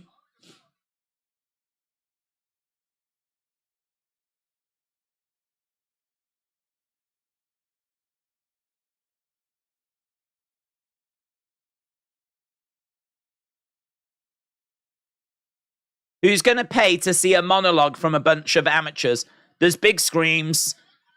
Bang. Blackpool Combat Club attack. Claudio. Wheeler Moxley. I love the fact that we've also got clarity with Blackpool Combat Club, because for the longest time we were like, is Danielson's... Do you remember there was like... Was it Danielson and Wheeler Yuta that were like arguing? And we didn't know where that was going. And we didn't know if Danielson had left and all of this. And like Moxley was obviously doing his own thing. It's much better to have clarity now. They're all together. They're called Blackpool Combat Club. This is what's happening. Get with it. Let's go. And now we've just got a brawl breaking out in the arena.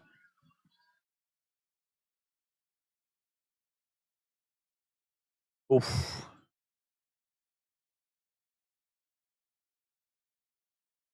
Yeah, Northern Light suplexes to Wheeler Yuta. We got Kenny with a chair, jabbing it into the midsection of Wheeler Yuta, but Moxley grabs Kenny.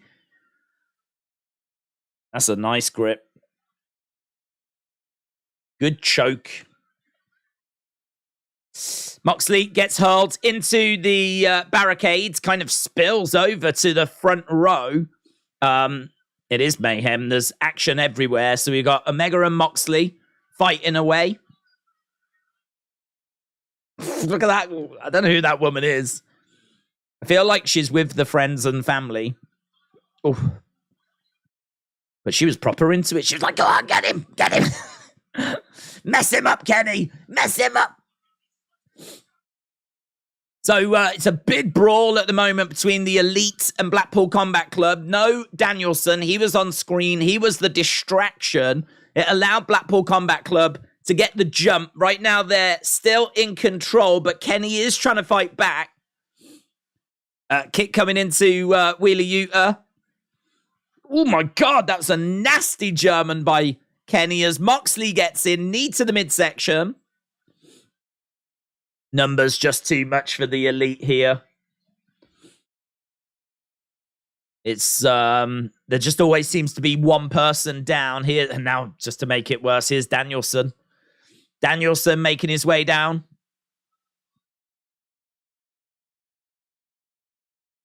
You're a bunch of amateurs.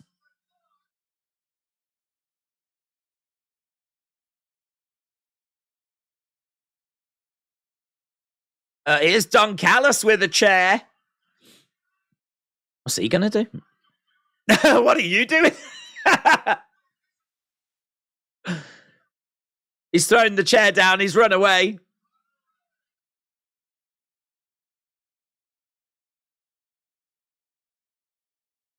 That's the kind of person Kenny surrounds himself with.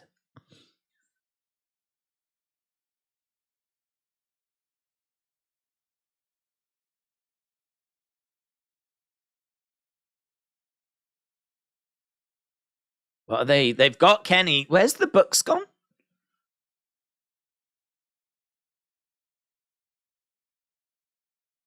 Danielson has got a screwdriver. Kenny is being held back by Claudio. Oh. Takeshita? Don Callis went back to get Takeshita. Takeshita's come down. Takeshita brawling with Wheeler Yuta. Takeshita getting in. Throws Claudio out the ring.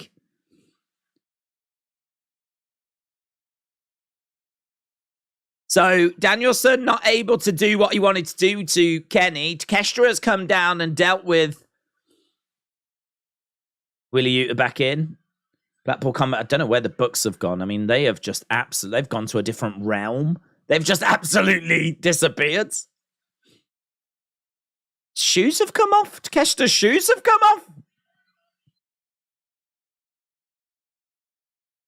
Don Callis. I'm glad that he didn't just run off. I'm glad that he went back to go and get help. So we've got, looks like Takeshita joining up with the Elite then. Kenny, please leave the Young Bucks. They are cringe, said Lance. God dang it. Where's CM Punk or Goldberg where you need them? So Takeshita looks like he's joining up with Kenny and the Bucks. We've got all four in the ring as Blackpool Combat Club scuttle away. Scuttle off. I love Takeshita. Haven't seen him for a wee while, says Maggie. What was he going to do with the screwdriver?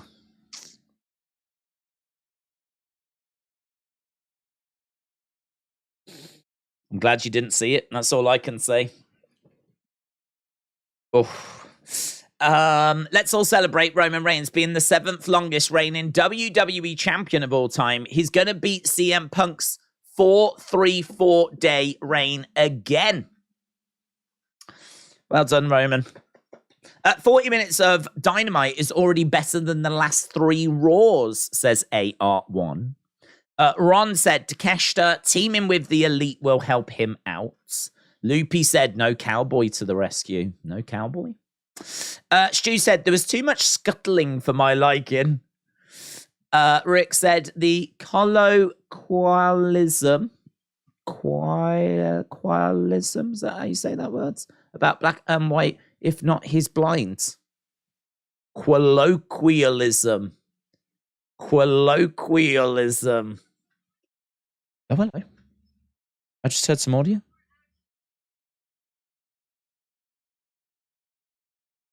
Coming up next, TNT title. I could hear her talking to the crowds.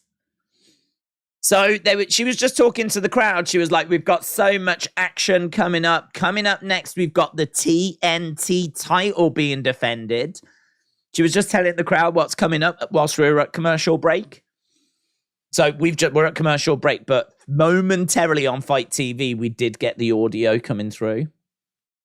Botchamania. Botchy botch.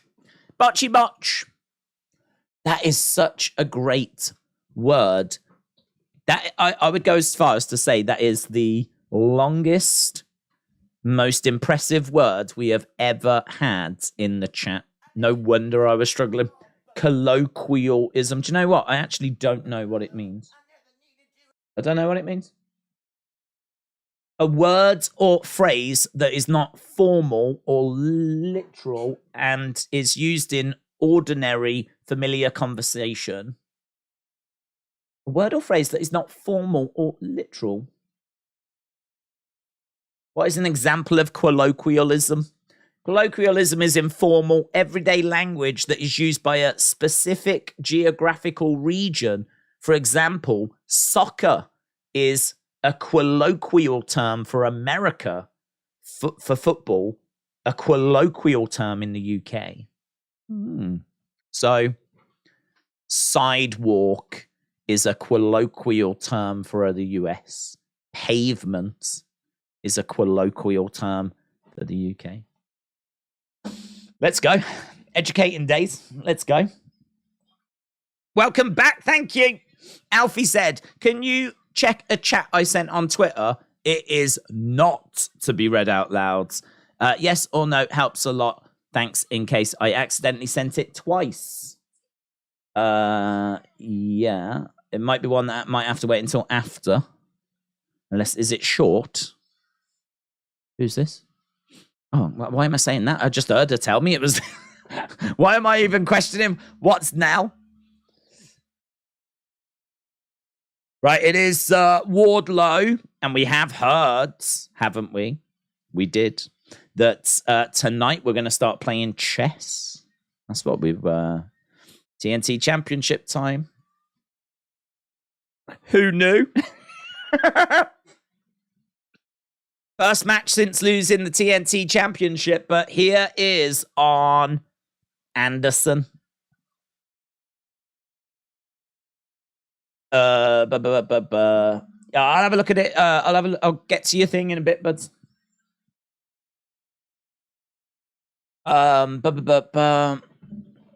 DYK, the word almost is the longest words. Did you know the word almost is the longest words in the English language that all letters are in alphabetical order? No.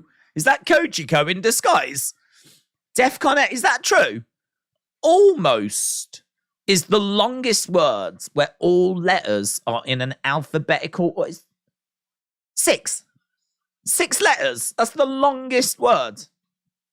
I mean, I am now thinking of words, which is pointless if your fact is correct. I could sit here forever thinking of words and not find one. How would someone... They would have had to have gone through the dictionary. That's the only way you could do it. How would someone even know that? Unless there's probably some sort of computer software that can do it for you real quick. God, that's amazing. That is amazing. Okay, I want to double check it. 6 letters. It's hard to believe. Longest words in alphabetical order. Does that make sense?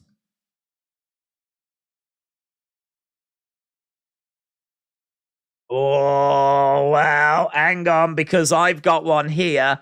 AEGILOPS. Agalops.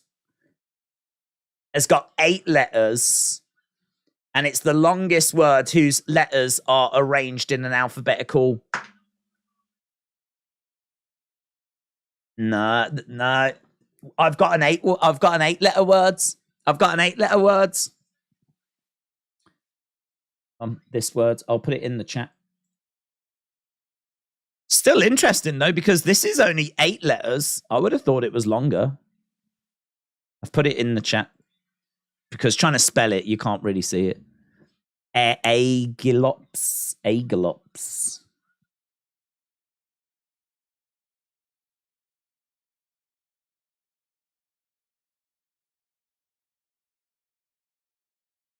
So that's funny though, isn't it? Almost is almost the longest. Almost is almost the longest word. That where every letter is, it's just a couple of letters short. That's even better. I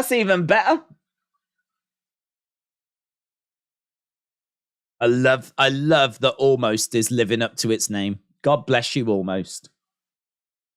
Great wrestler as well. Great wrestler. Right, we are underway with Wardlow against Powerhouse, Hobbs, and the QVC people have come down as well. So they're all at ringsides. Why do we have Big Belt in a small circuit and the TNT title on the Giants?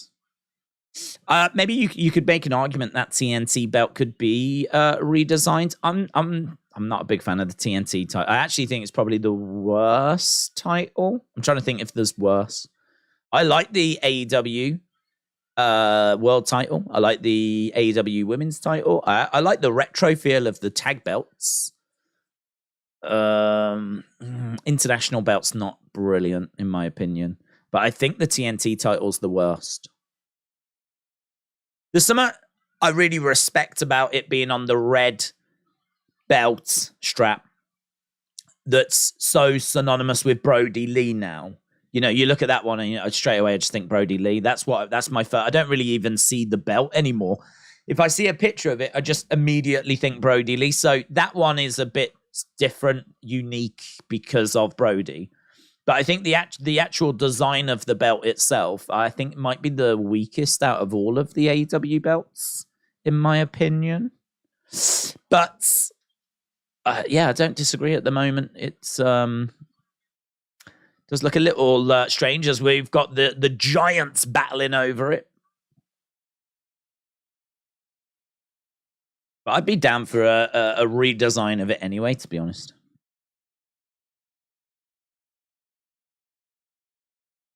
Wardlow is getting smashed on the edge of the ring as Powerhouse Hobbs is stepping up. So, I mean, look, Arn spoke about maybe starting a faction, spoke about playing chess. We haven't seen that show itself yet. It's not like Wardlow has come down with a load of people. Big splash there by Powerhouse, shoulder up. Roman could take my girl. Roman could take my money. Roman can take anything from me, and I wouldn't do anything about it because he's my tribal chief, says John Baby. John Baby, shout out to you, but I hope you're well. I mean, I don't think he wants your girl. He probably does want your money. He probably wants your girl as well. I would just say do whatever you can to prevent that from happening. Because, you know, you deserve to be happy as well, but that's what I would say. John Bay, he could take my kidneys and I would still love him, says Maggie. Really don't think he would want your kidneys. Although I think they do go for a pretty penny on the black market. Maybe he would. Maybe he would. Are they in good condition? we can let him know. I'll send him a DM, see what he says. Dear Roman, have I got an offer for you? Need to the midsection. Sadly, I don't have a girl yet, said John. Oh my God, he already took her. Oh, John. I know you, John. You're a player. You haven't got one girl. You've got several. Monday, Tuesday, Wednesday, Thursday. I'm on to you. Big Time said days back in April 2020 when Raw was doing around 1.7 on the USA Network. It was in 86 million homes. Fast forward, USA is now in 72 million. Is it? Outside news channels, Raw is the only show on Mondays that does over 1 million a week. Wow. Hey, where did those 14 million go? Why did USA Network fall out of 14 million homes? It's in 86 million homes. Hey, that's really interesting. How many homes are there? They must have that number. How many homes are there in America?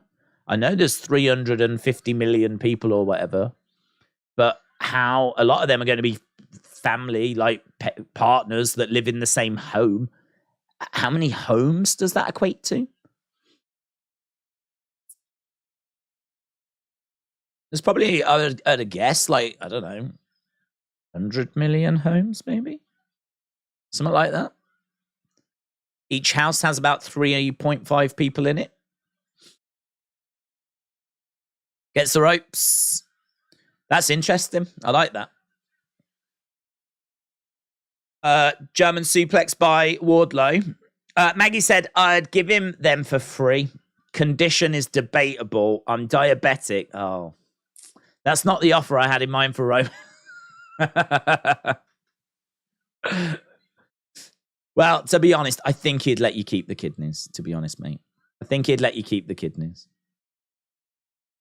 I'm sure you could arrange something else for him, though, yeah? Well, we're on the same page, mate. We're on the same page. People are streaming, watching Netflix and TikTok and YouTube, says Bahamas. Yes, that's true, but you would think that it should still be out, because what that suggests is that it's not available in those homes anymore. So, like, it used to be on some sort of cable package, and now it's not. You know, it's just not available anymore. Look at Arn, man. Arn's getting distracted by that blonde woman, whatever her name is. I don't know who that woman is. Arn was like... Arn was like Maggie looking at Roman. And he was like he was about to sell his kidneys.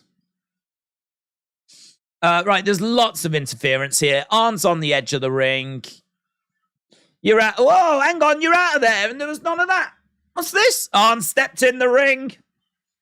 QT Marshall. And Arn. Oh, the Glock! The Glock! Ah, the Glock! Just whipped out the Glock. QT's got out the ring. He don't want none of that smoke. Oh, I forgot about Arn and his Glock. Ah, I love Arn's Glock so much. Oof, kick out there by Wardlow.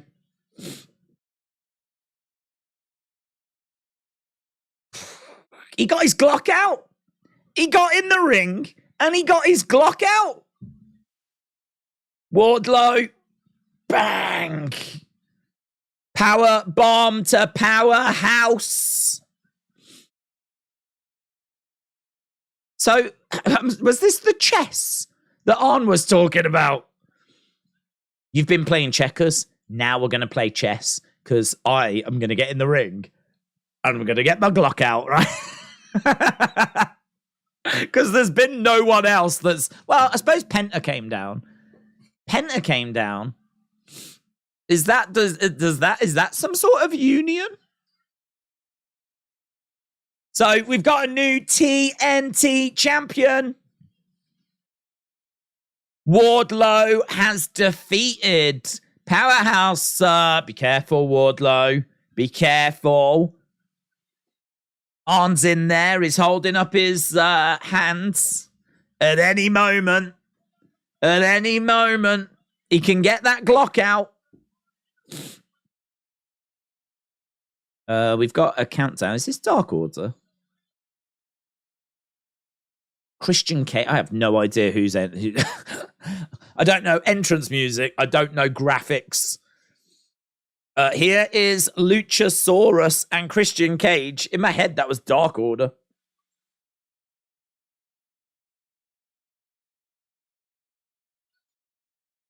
So Christian Cage has come out with Luchasaurus. Erkin. Smiling.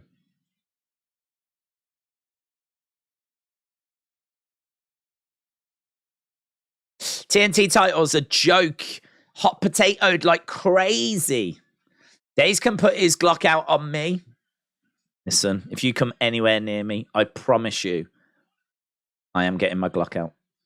You come anywhere near me, Austin, and you are definitely going to be seeing my Glock.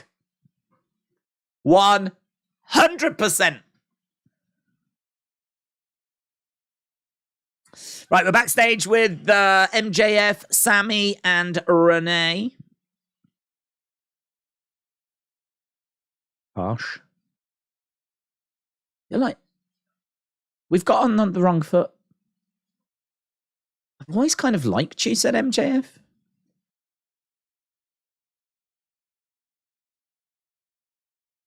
You're a great guy.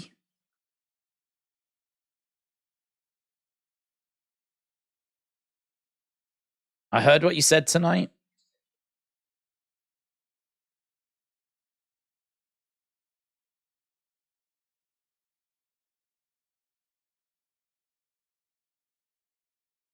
I'm offering you a guaranteed spot.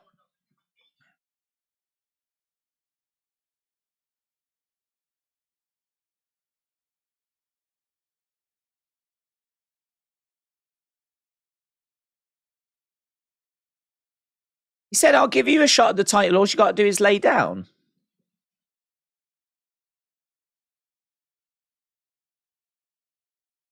I think you're better than Darby and Jungle Boy combined.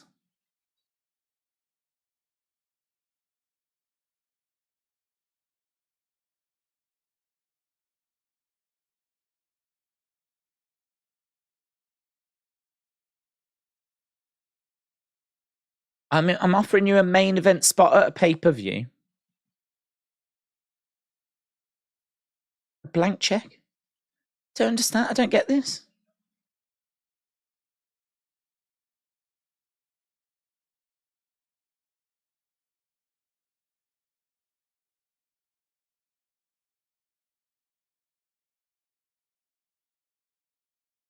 Sammy's put a number down.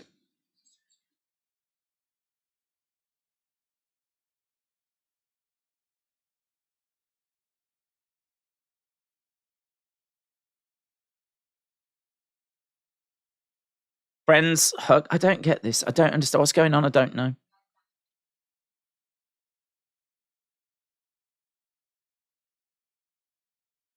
I don't know what's happening. What's the point of the tournament if he's going to go up to one of the members and say, lie down, and you can... But why does he want him to lie down? Because if he see... Why does he want him to lie down? Because if he because does he see him as a threat? If he sees him as a threat, then why has he offered him the... Explain it to me.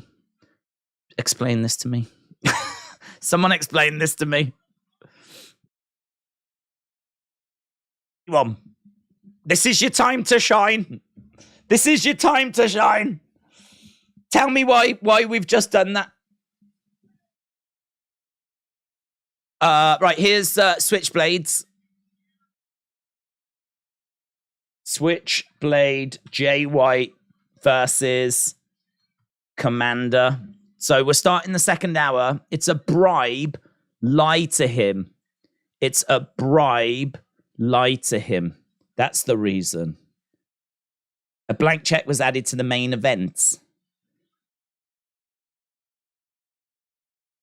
I don't get it. I honestly, I don't understand. Get Jay White straight to the world title. Me too. This is Austin's idea. Let him explain it. I'm not joking. I know I joke all the time. I don't know, but we will find out soon, said Kieran. You send that check to my wife and we go gigging. He wants to get his Glock out. What I'm struggling with is that I can understand MJF feeling threatened by Sammy, right? If he went up to Sammy and said, listen, man, I really respect you. I think you've got what it takes. I can't lose this title yet. I can't lose it. I've only just got it, right? I need to have this run. I need you to lie down and get out of the tournament, right? I'm going to give you some money to do that and get out of this tournament because I can't lose this title right now. Tell me your price. And, you know, look, when the time's right, I will give you a shot for it. I mean, is that what they're trying to say? When the time is right, like once I've had a run with it, you'll get a shot. Because the way it kind of comes across is that he is going to give him a shot very soon. Maybe that's what he's saying. Maybe he's saying, here's some money so that you get out of this tournament because I like you. I think you're really good. And you will get a shot for it. You will main event a show, just not for a long time. Not yet. Like, he didn't say when that show would be. Perhaps that show is going to be 2024. Like, so maybe that's what it is. Maybe that's what it is. That's my leading theory. Unless maybe I missed something where he said that. I genuinely didn't hear him say when the title shot would be. And that, I think, is the piece of information that I've missed. It would make more sense because I heard him say, I really like you. I think you're really good. I heard him say those things. So it makes sense if he feels threatened by Sammy to try and pay for Sammy to get out of the tournament. That does make sense. I'm on boards. And then, you know, Sammy is going to want the belt at some point. So here's money and here's a title shot. But that title shot, I think, I don't know, he might have said it. But if he said that title shot will be in 2024, that would have made the world of sense then. That title shot will be in 2024 because then here's the money. And the reason I'm doing it is because I want an easy night at Double or Nothing. And I think the other people will be easy. And you'll get your shot, but it won't be till next year. I think that's what's happened. That's my leading theory. I trust MJF as much as I trust a used car salesman. MJF will get over by any means. He's probably trying to get Sammy into giving himself up out of the tournament by laying down. That is exactly what he's trying to do, yes. But the bit that didn't make sense was that he said, I will give you a shot for the title in the main event, which implies that will be relatively soon. And so that makes me think that, like, well, why would you lie down then? Why would you lie down? Well, why wouldn't you lie down? If someone's going to come up to you and say, if you lie down and lose the tournament, you tell me how much money you want. Okay, I want $1 million, whatever. And also you'll get your shot at the belt. Okay, thank you. Like, I don't lose, do I? There must be some think in it for MJF, and it must be that title shot's further down the road, as we said. I know that we've just spent a bit of time on that, but I genuinely couldn't get my head around it for a moment. Kojiko says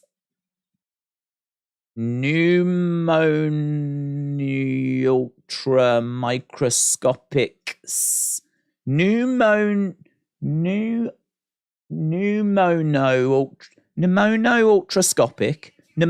ultrascopic silicov pneumono ultrascopic silicov volcanconiosis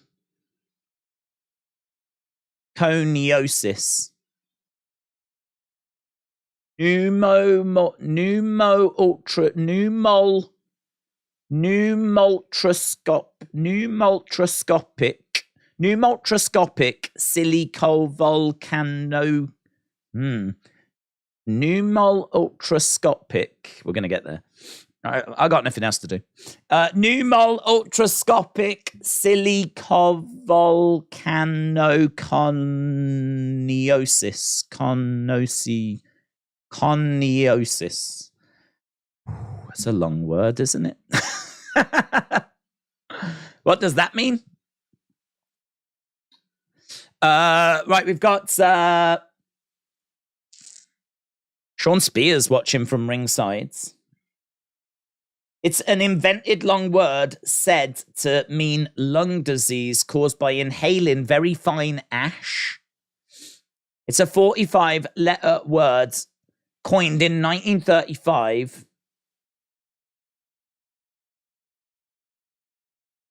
It's the longest word in the English language. That is the longest word in the English language.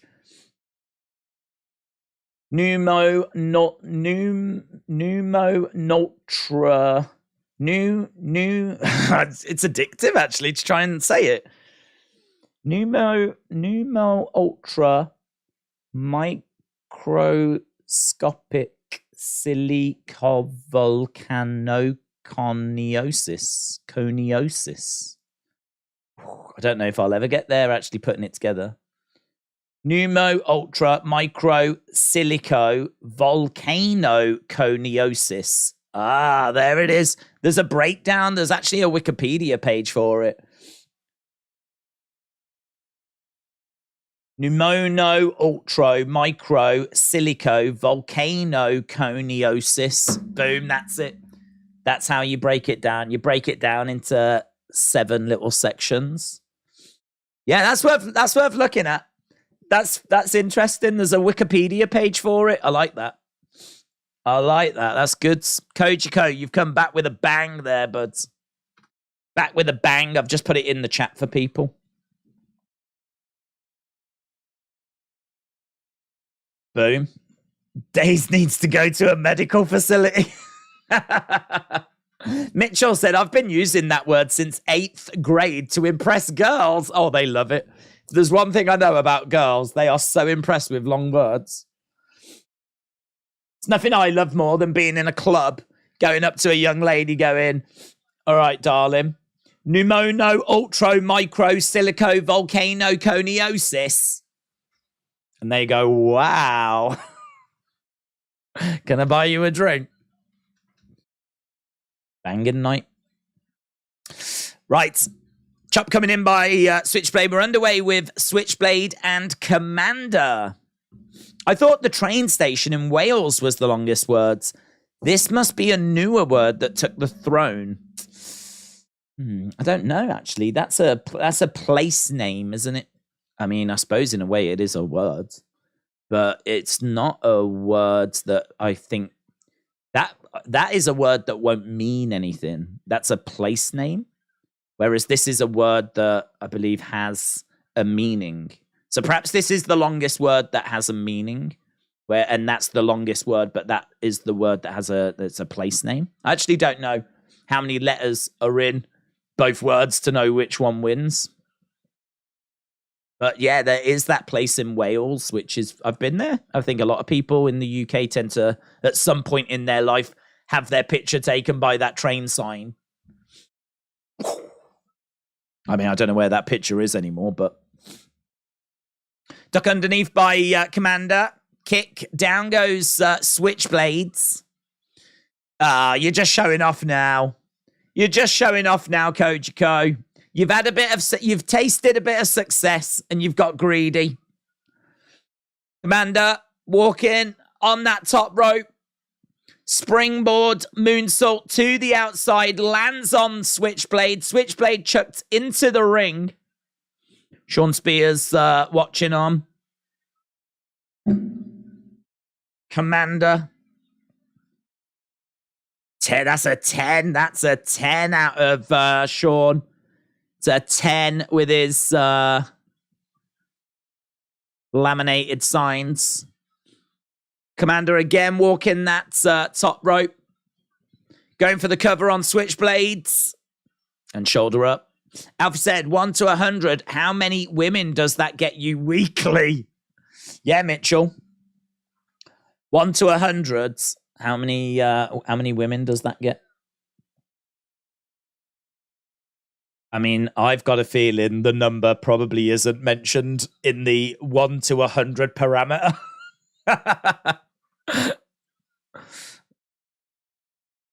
Lands on his feet. Komander flipping all over the place. Switchblade trying to keep him grounded. Komander's on his back at the moment. What the hell is this? He's got his arm. So he's pulling back on the arm.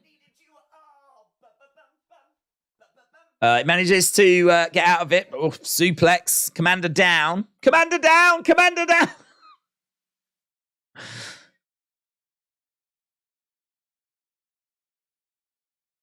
Blade Runner. Do you know what? I mean, 1, 2, 3.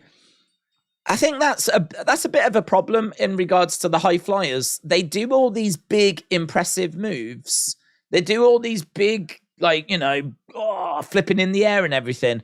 And then after they've done all this big, showy stuff, Jay White grabs him. Blade Runner, 1, 2, 3. That's it. I think that's a bit of an optic-wise. I think that's a bit of a problem. You know, these big aerial moves, they just don't result in wins.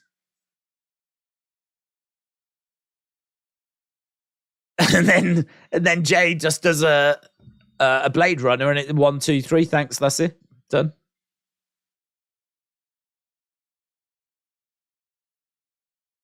Right, here is Ricky Starks racing down to the ring. Oh my God, just spear juice. That was a beautiful spear by Ricky. That was beautiful. Ricky comes running down, gets into the ring, ducks underneath a clothesline from Switchblade, spears Juice Robinson.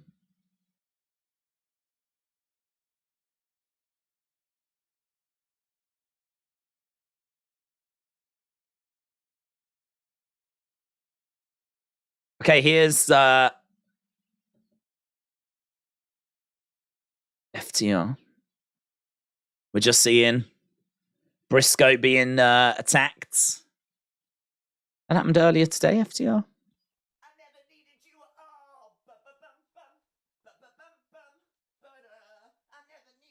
They race in to check on Briscoe. Mitchell said, Days, you ask a question, the answer is always 69. Yes. Let's go. Very good, Mitchell. Very good. Very good. I'm fine. I'm a grown-ass man, said Briscoe.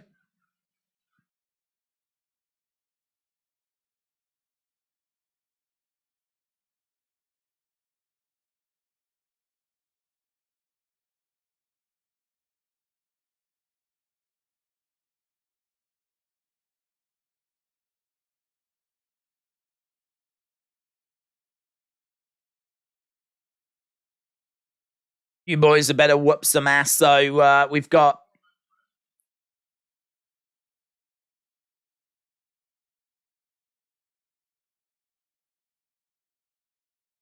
okay. So this isn't a marriage made in heaven. Peyton Royce and Sean Spears have had a new baby.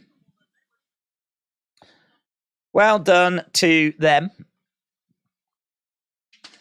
Here is Jericho Appreciation Society. This is going to be the Jericho Adam Cole thing. Face to face. Okay, Jericho, Adam Cole, face to face.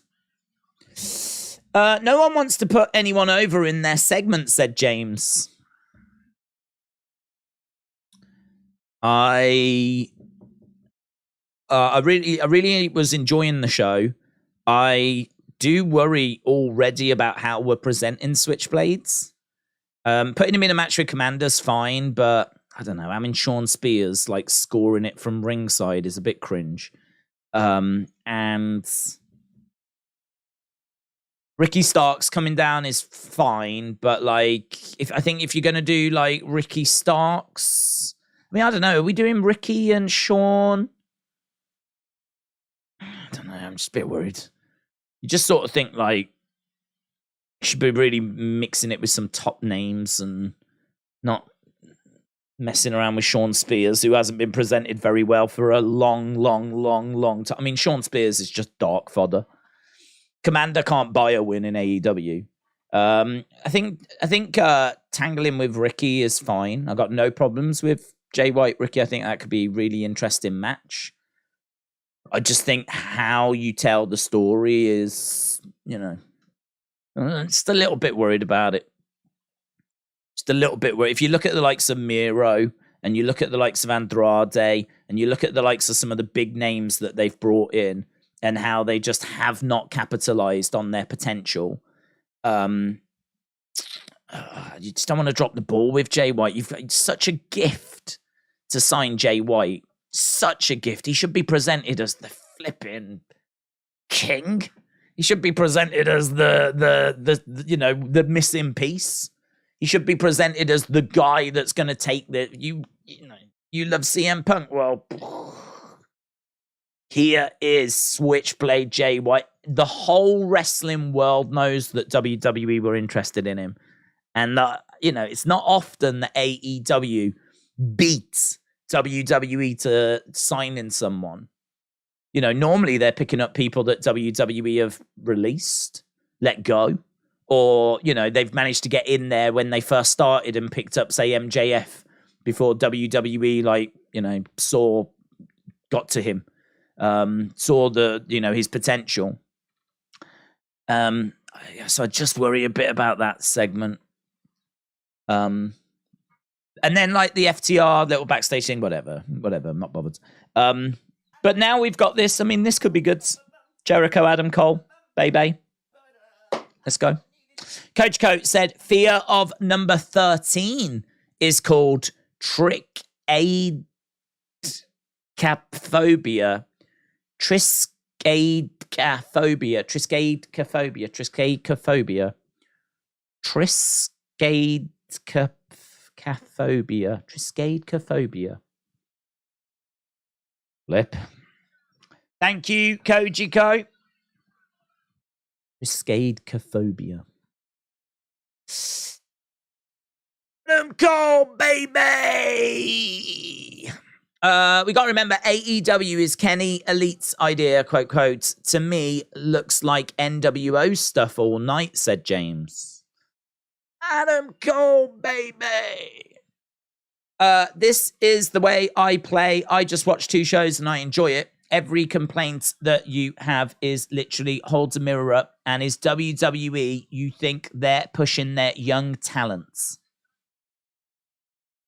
Read that again. This is the way I play. I watch the 2 shows and enjoy it.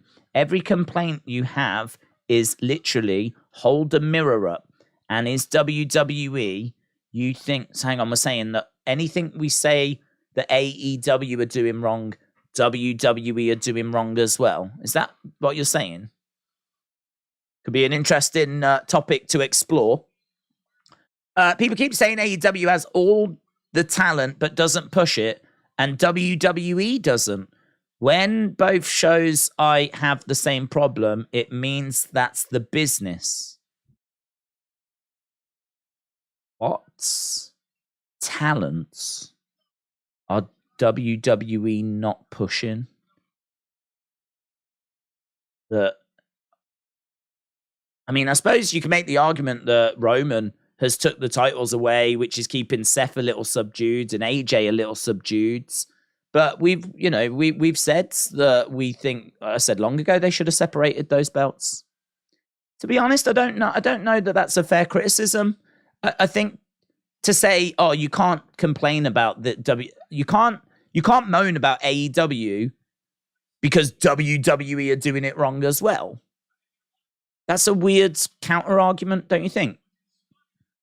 It's a weird counter argument. You can only criticize things about AEW that WWE are doing right. That would be a weird world to live in. I don't think you need to consider any other show if you're talking about AEW. I think having concern about how AEW are using Jay White is a fair criticism to have. don't see how WWE has to enter into that, to be honest.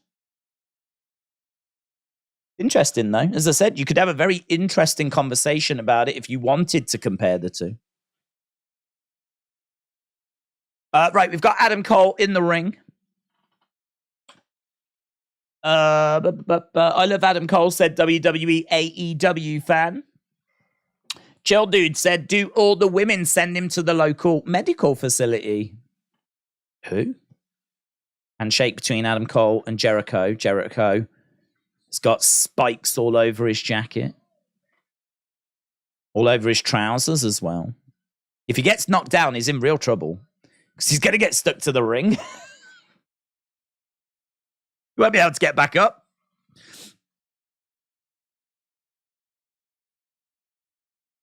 I want to say from the bottom of my heart,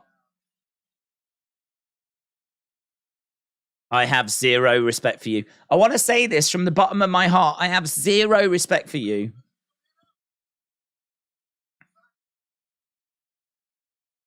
Oof.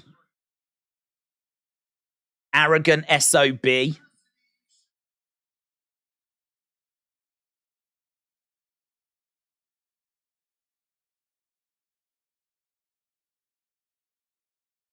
It's unacceptable what you did last week.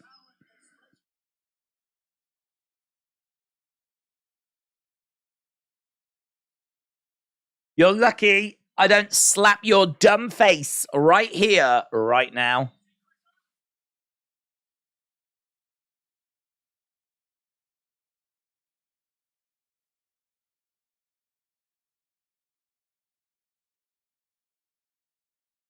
Jag off. I don't know what that is.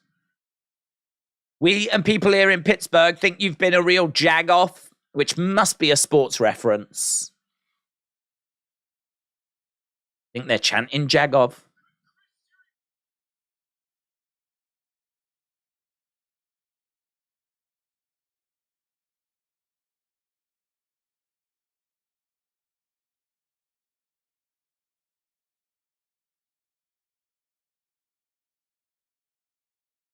When was the last time you looked in the mirror and asked who is the real Chris Jericho?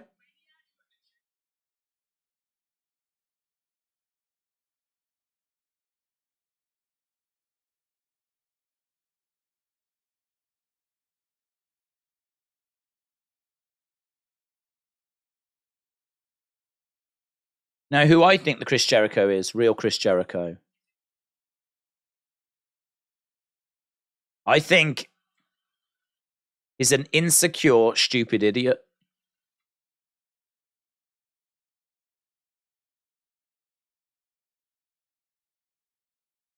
Stupid idiot, chance. Jagov, Pittsburgh words. Okay. Appreciate it.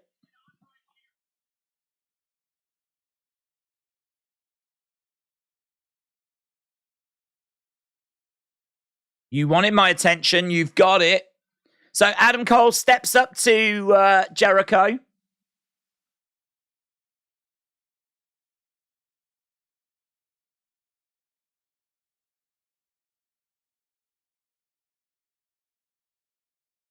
First of all, I'm not a Jagov.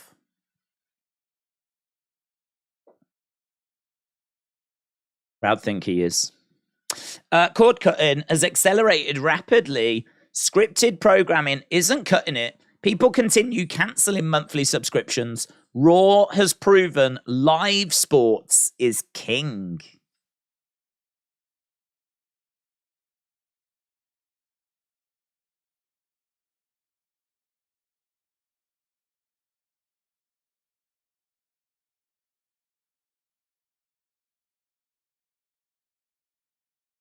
If you're smart, you'll get out of this ring, the ring that Jericho built. So he's telling Adam Cole, baby, to turn around, walk out the door. Don't turn around now. You're not welcome anymore. And we got a brawl. Oh, my God. Jericho's in the corner. He ain't going to get out the corner. Surely he's sticking to things with that jacket on. So it turns into a brawl. We've got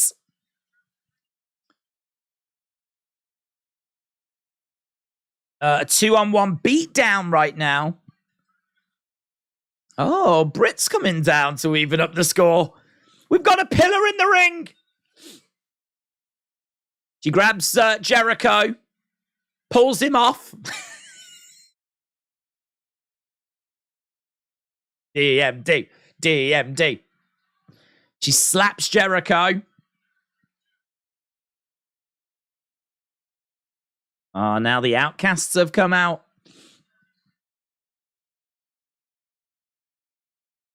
Ruby, Toni, Saraya. Now we've got a beat down. Up, up, up. Where's Toni? Where's Rio? Where's Chris Statlander? Where's Jamie and all these people? Where's Reba? Where's Reba? Reba, Reba, Reba, Reba. Now that's a weird way to handcuff someone, isn't it? Never seen anyone handcuffed like that before. He's actually got... How's he done that? What a weird way to handcuff him. He's got the one handcuff round the hand and the rope somehow. I don't even know how he's done that. The other end of it is just dangling, but he's managed to get it round the hand and the rope. That's impressed me. So, Britt is down. She is having to watch. So, Britt is down. Stop it, Britt. You could stop it. Just get up.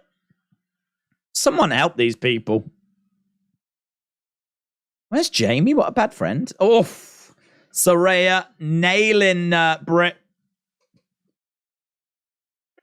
Oh, let her go. Let her go. Saraya again walloping Britt with a kendo stick. Saraya standing over Britt. And again.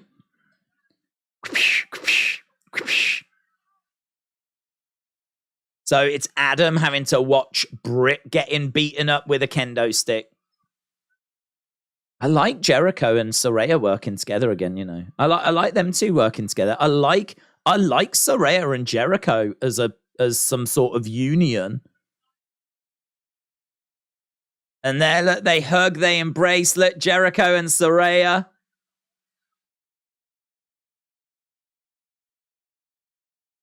This is one of the worst things that Tony's ever seen. Piece of shiz. Daniel Garcia botched the cuff job. It's a weird cuff job, but it's worked. I mean, I think it's still holding. Oh, look, she's still moving. They could have beaten her a bit more so that she was just completely out, you know? I'm so sorry, says Adam. I'm so sorry, but you're a bad partner. You're a bad partner. It's all your fault.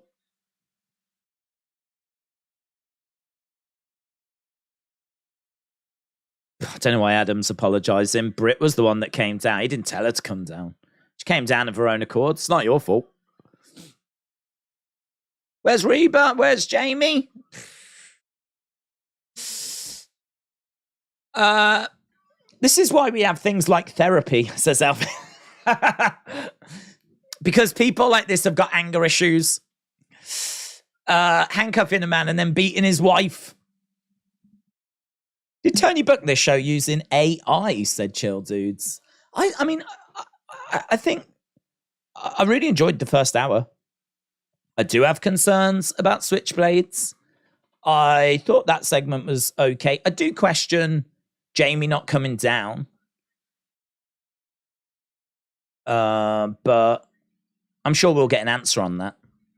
I'm sure Jamie will, you know, she'll go check on Britt and be like, I'm so sorry, I was in the shower or something, you know.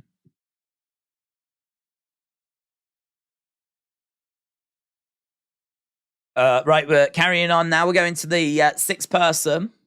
Saraya and Jericho win the Owen Hart Cup at Double or Nothing, ? I like them together, you know. I like them together. I do like Saraya and Jericho as a union. Segment was horrible, said Lamar. Some of the terminology was a bit strange. Adam Cole saying, "I think you're an insecure, stupid idiot," but then saying that he's using that term because that's Jericho's term. You stupid idiot. So he's kind of just using his term against him. Here's the Acclaimed.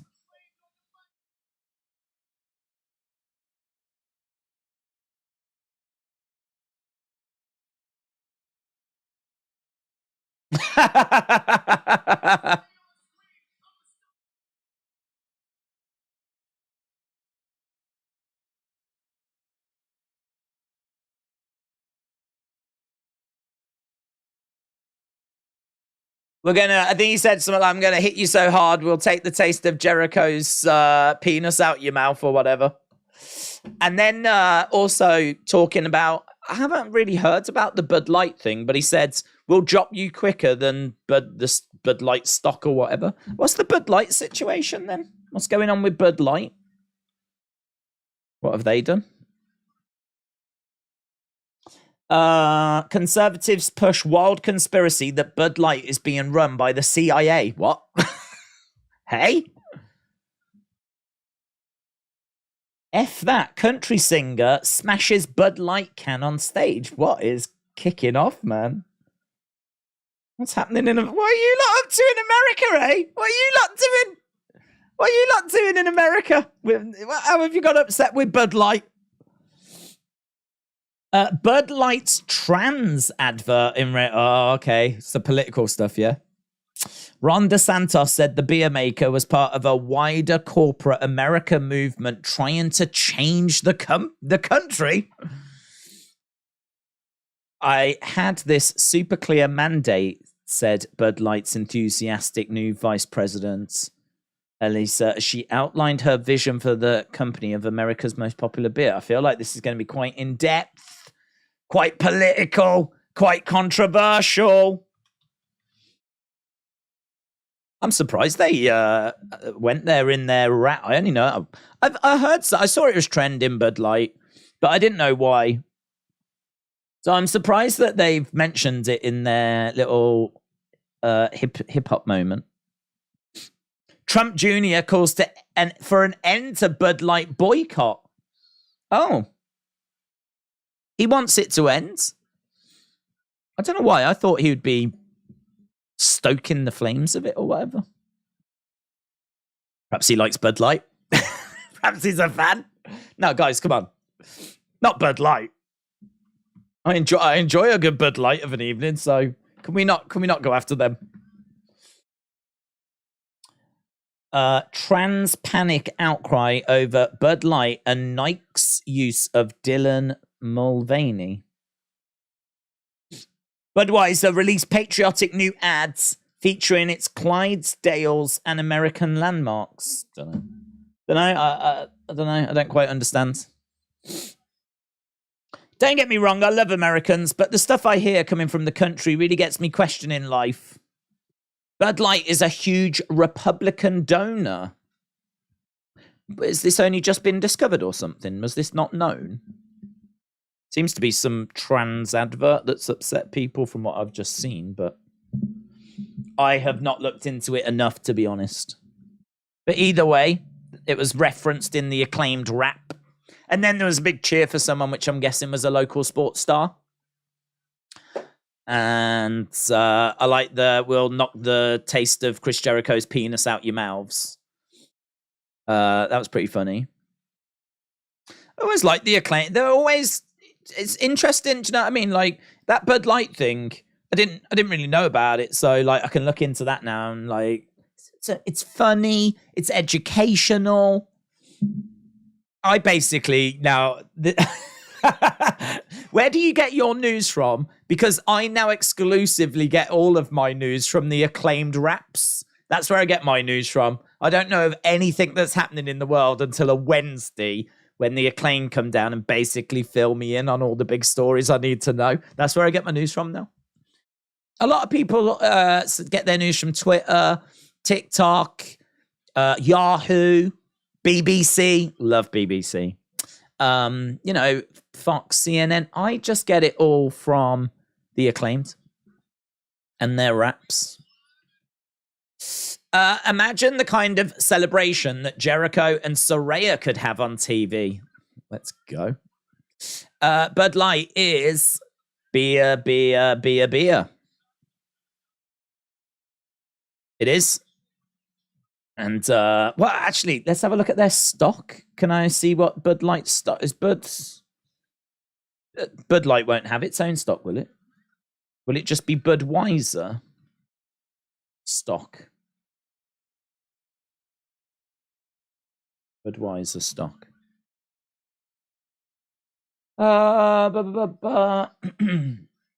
Anheuser-Busch stock loses over $5 billion following backlash to a trans spokesperson. $5 billion has been wiped off the stock. Wow. I think it's sort of coming back, but that is definitely a story, isn't it? Bud Light's parent company, Anheuser-Busch, has lost more than $6 billion in just 6 days. Bud Light's parent company has lost more than $6 billion since announcing its partnership with a transgender influencer. Oh, okay. Dylan Mulvaney. In the days leading up to the announcement, shares for the Belgium-based brewery... Belgium-based? I thought they were American. Belgium-based brewery been trading about $66, a high not seen since before the pandemic. As the market closed, the beer's trading was at $63. That's a 5% decrease. It's lost $6 billion. 26-year-old Dylan Mulvaney has incited outrage and calls for a boycott. Now appears to be hitting Anheuser makes it worse. I've never heard of this guy. I don't know who this guy is. It's interesting. It's interesting. What happened to Jay White's? He's been and gone. Well, not gone, but like he's had his segment. He beat Komander. And the Acclaimed just beats the Jericho Appreciation Society. This is a wild topic to enter a chat to, said Tim. It's not my fault. Blame the Acclaimed. Live Sunday, August 27th, Wembley Stadium. All in. Look at that Union flag. Waving away in the corner. God bless you, Mom. God bless you. All in London. Wembley Stadium. Let's go. Rampage. Special night. Saturday night. Saturday night is special night. The Kingo is taking on who? Dralisico. Who's that? Who's Dralisico? Hardys. We're going to hear from Hardys. Hook and Isaiah Cassidy. Kiera Hogan takes on Julia Hart. And also we're going to hear from Jade Cargill. John Moxley takes on Christopher Daniels. Taya Valkyrie against Jade.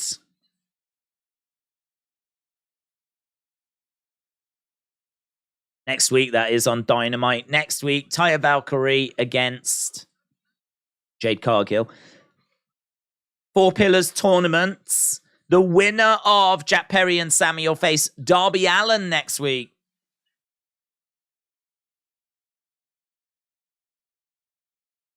Right, here we go then. Sammy Guevara.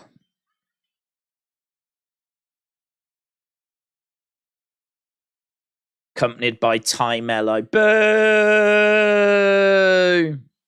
You suck, you suck, you suck, you suck. I just don't know what it is about her. She's just so easy to hate.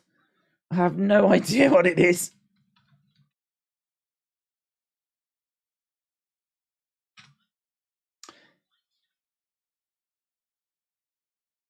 Blank check from MJF.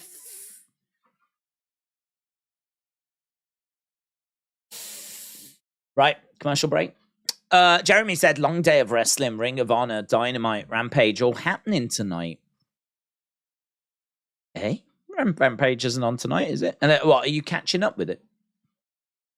So what? Taya to beat her. It's about time, said Maggie. Chill Dude said, Daisy's a big fan of US politics. I like to see what's going on. I like to be in the know. Jojo said Jade Cargill is awesome. Jade Cargill isn't losing that title till Chris Statlander comes back.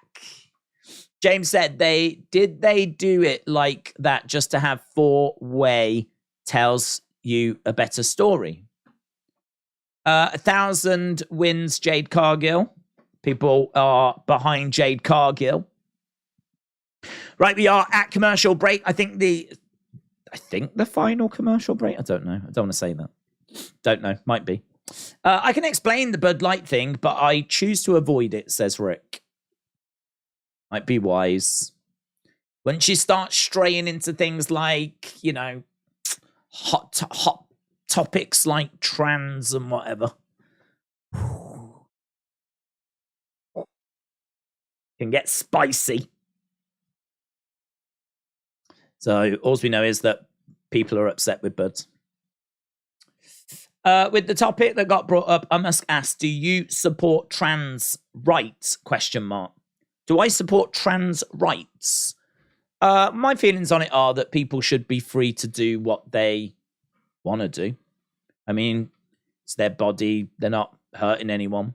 I think where it becomes interesting is when those people then enter into sporting competitions, or then you get into the conversation of like bathrooms, and you get into the conversation of, in Scotland there was someone that had transitioned, that was a man that had transitioned to a woman, that then got put into a woman's prison, and I don't know if they did anything in that prison, to be honest, but they had been like done for sexual assault and whatever, and now they're being put in with women.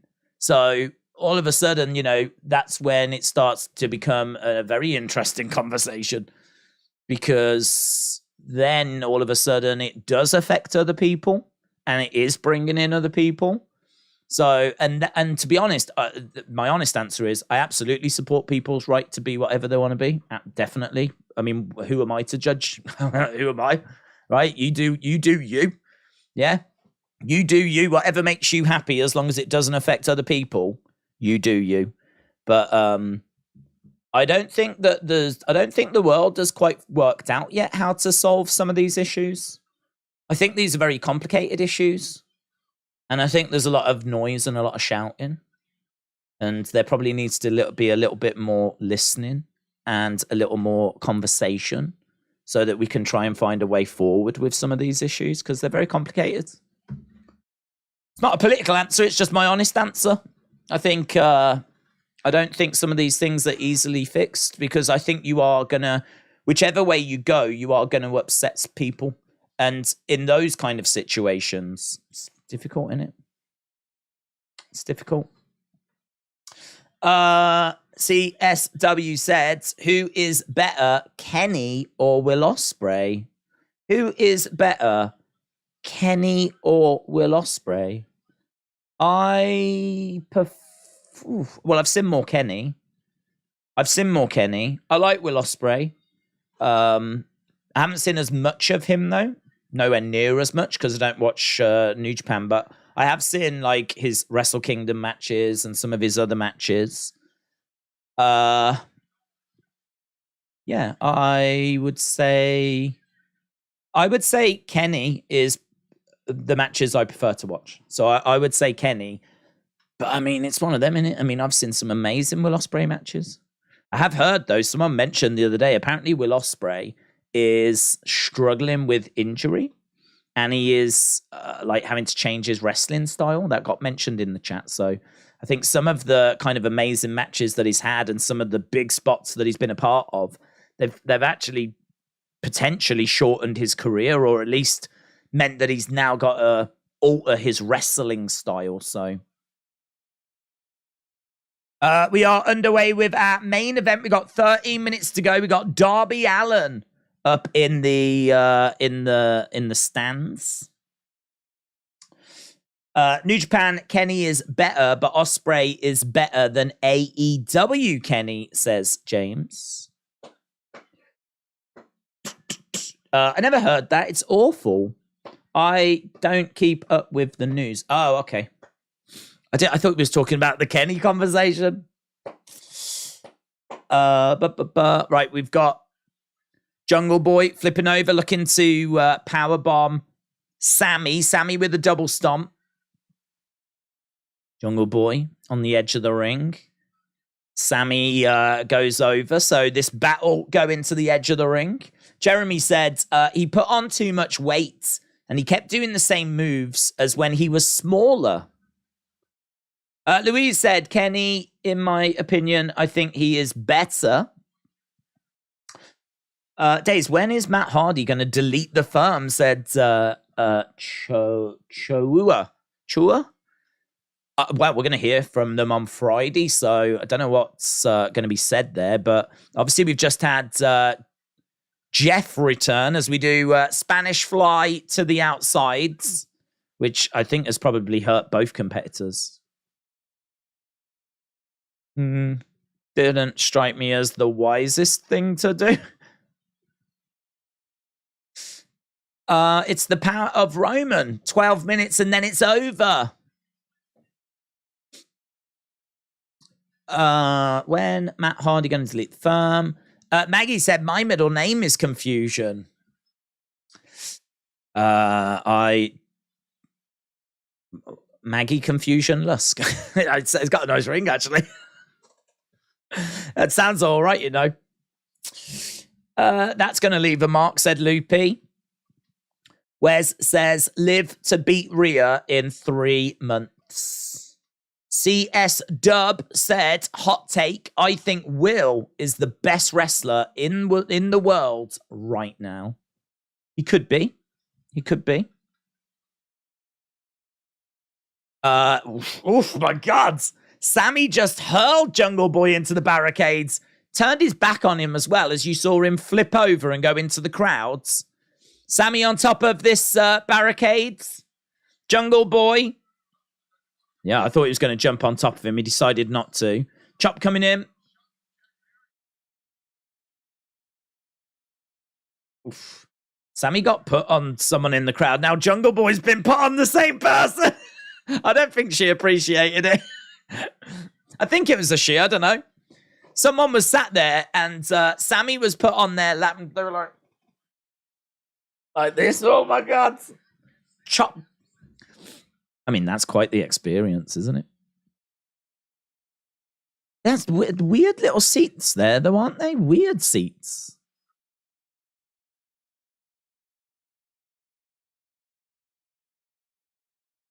Jungle Boy has a sign, and I think it said mid Jacob Friedman, and he looks at the picture, spits on the sign. I mean, it was a cardboard sign. He hit Sammy with the he hit Sammy with a cardboard sign. Oh. Brutal! I'm amazed he's not gushing with blood.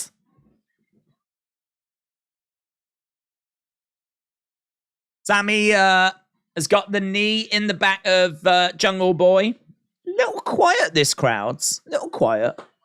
Are you streaming Rampage after SmackDown? Sadly, we don't do Rampage, unfortunately. I do, like, review, recap videos, so I have to do that. Elbows coming in by Jungle Boy. We're backstage watching MJF. Why is MJF happy? I don't understand.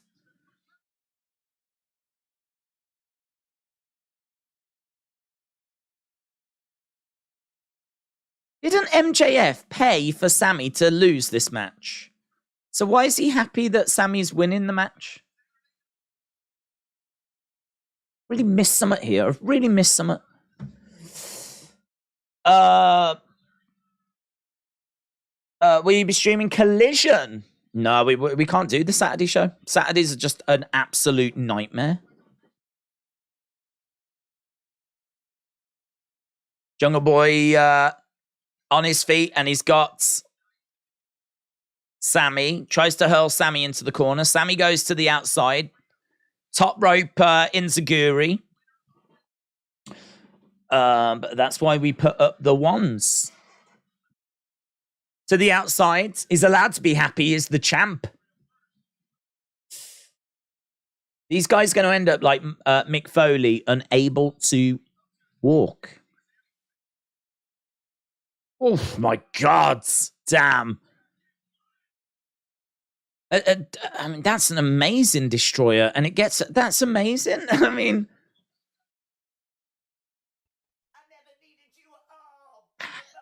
That's amazing from Jungle Boy.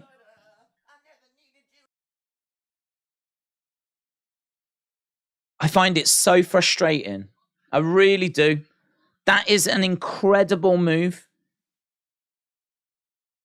And rather than build it up and tease it and like, he's going to do it, he's going to do it, and the commentator's putting it over, it just happens and it doesn't matter.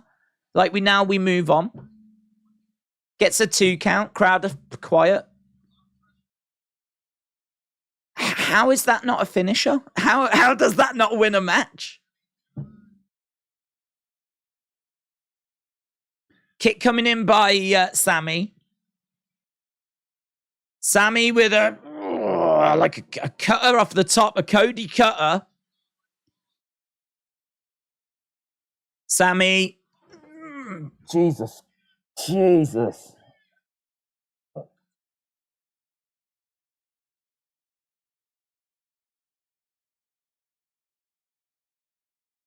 This, oh man, that was horrific. He just planted him straight down on his head. Sammy's trying to win this match. Sammy's trying to win this match. Whatever the arrangement was earlier, which I don't even understand. I thought I understood, but I don't understand. Sammy's trying to win this. Did he get paid to lose the match next week?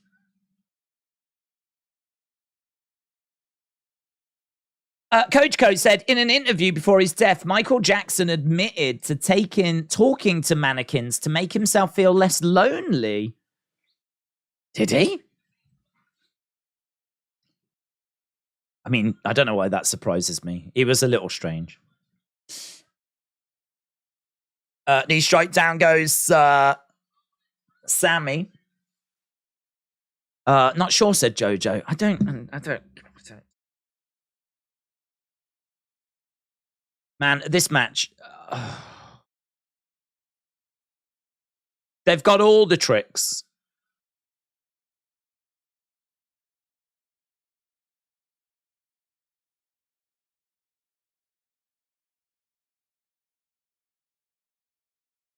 It's simple. Sammy was paid to win the tournament and then lie down for MJF at the pay-per-view. Oh.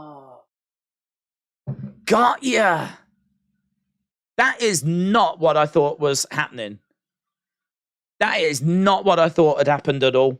I honestly thought what had happened was that he'd paid him to lose this match because he saw him as being a threat. I think you're really good. So I don't want you to win this tournament. Completely passed me by, that did. Completely passed me by. So he wants Sammy to win this tournament and then, like, here's a check, lie down at the pay-per-view.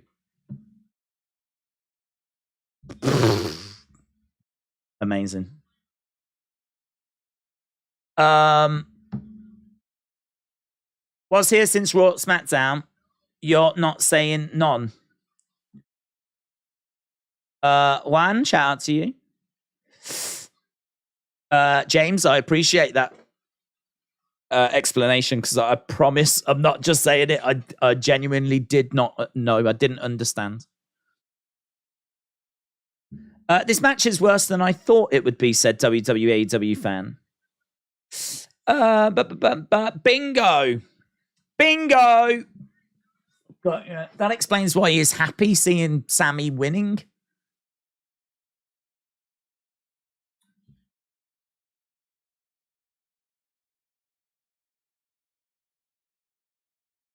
Jungle Boy trying to get over and get back in the ring. MJF hits Jungle Boy. Jungle Boy goes down. Jungle Boy is down on the outsides. But where are we with the count? 10. Count out. Count out. MJF nails Jungle Boy. So Jungle Boy has been walloped by MJF. MJF and Sammy.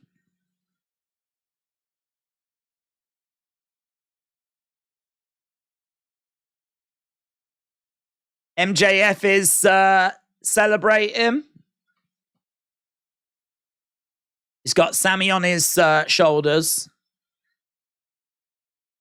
So Sammy against Darby next week in the Four Pillars tournament.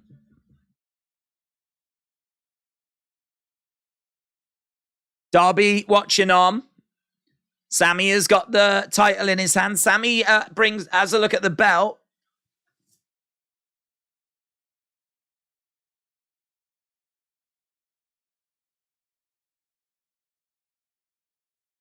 Darby shaking his head.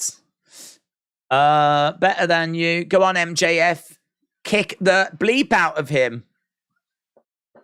Do you ever go on your Facebook? You can send me the info. I don't, to be honest. Facebook and Instagram, I just never ever use. I will jump on there though.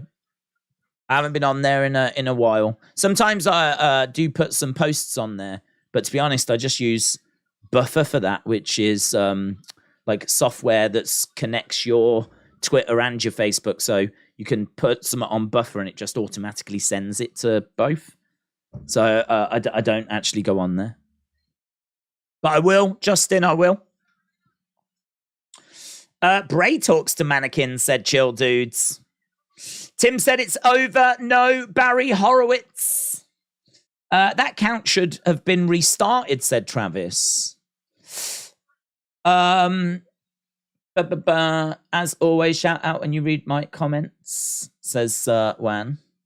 As always, shout out when you read my comments. Anyone know of kind of lame finish to the MJF gauntlet match? Right, well, it's done. It's done. Bish, bash, bosh. Hold on. If Bray talks to mannequins, then you talk poop. Right, let's do a poll. I don't know. Is it just me? I mean, there's just a feeling. I'm not seeing the chat like loving life. Like, I'm not seeing people going, oh, this is sick. This is awesome. This is amazing. Like, the crowd were really flat. Like, that really felt like we limped our way towards the end of that. And it shouldn't have been that way because they did some incredible moves. But none of those moves mean anything. You do these big moves, and I mean, you are conditioning the crowds and have been conditioning the crowds to just start to now not react to these big moves because we know that people are going to kick out of them. I mean, you watch Komander earlier in the show doing these amazing moves, and does he get wins from them? Like, no. And then, like, you're watching, I mean, that Jungle Boy with that destroyer, it was incredible. But nothing comes of it. Jungle Boy gets dumped on his head, nothing comes of it. Like, I don't know, I just, have we conditioned the crowd to just not, or were they just not into these, I don't know. I cannot explain why the crowd were as quiet as what they are. Because you would imagine that those big moves, that the crowd would still react to them. You would imagine they would still react to them. But they just seem to be, I mean, they couldn't have been burnt out. They haven't sat there and watched a load of wrestling. It's not like this is the end of a 5-hour show. So they can't have been burnt out. Sammy and Jungle Boy, I mean, they're two big stars. So you'd think that they'd be into that. But yeah, I'm just looking at the chat. The chat was not like, God, this is amazing. This is awesome. The crowds were quiet. I don't know. Just, when you just get a feeling, you just get a vibe. Just hasn't quite landed. Kieran said it's one of the worst Dynamites in a while. It felt too WWE-ish, with too many segments rather than high-quality wrestling for a Dynamite. And the crowd were awful, says Kieran. Christopher said it's 10 out of 10 for MJF because he's king, but the show I give a 6. Erasure Mind said 7. Andy said it was horrible. Kieran said the ending ruined it. You voted be glazing too much, said Rick. Brandon said 2. AB Jobson said 7. Tim said, my favourite store is Yadong. The whole show was ruined and made WWE look real, said James. Frederick said 6, no Sting. LT, shout out to you. This Dynamite was a dud, said Defcon Eric. Do you know what? I really wish that we'd have done halftime scores, because I actually was enjoying this show in the first hour. And then for me, the second hour has struggled. But the first hour, I was actually into and I was enjoying. And it felt like we were going from like big segment to big segment. We would do. I feel like they've given a lot tonight, though. I mean, if you think Adam Cole being handcuffed as Britt Baker is being attacked. Now, you can argue about the execution of it, but that as a segment on paper is a big segment. So you've got Jericho and Saraya joining forces. That looked good in my opinion. Britt being attacked whilst Adam Cole's being handcuffed to the ropes. It's a little reminiscent of Triple H being handcuffed. And you remember when Randy Orton imagine that. They could have copied that moment. People would have said, oh, you're just copying WWE, in all fairness. So maybe that's why they didn't do it. But could you imagine if Britt had been attacked, she was out cold, and Jericho gave her a kiss whilst Adam was watching? Similar to Randy Orton doing it too. But maybe this is part of the problem. Maybe like the things that I am looking at and going, yeah, that's fun, that's cool, I don't mind. Maybe those are the things that are the WWE things that like AEW fans aren't looking for. To me, this had a bit more story to it tonight. This had a little bit more like the narrative was going somewhere. Again, you can argue about the sections and the segments not being executed very well. Certainly in the second hour. But I've been critical of not having story, and I feel like AEW has got story now. There's definitely story going on with Jericho, Adam Cole. Definitely story going on with Outcasts and Britt and Jamie. Definitely story going on with Elite and Blackpool Combat Club. Definitely a story going on with the Four Pillars and MJF. Like, all of a sudden, there are stories for you to get your teeth into. And I really appreciate that. Because, like, now it's like, well, how does Adam Cole get back at Jericho? Like, what's next week's match going to result in? Is the Sammy and Darby match? Who's going to win that? Who's going to face MJF next week?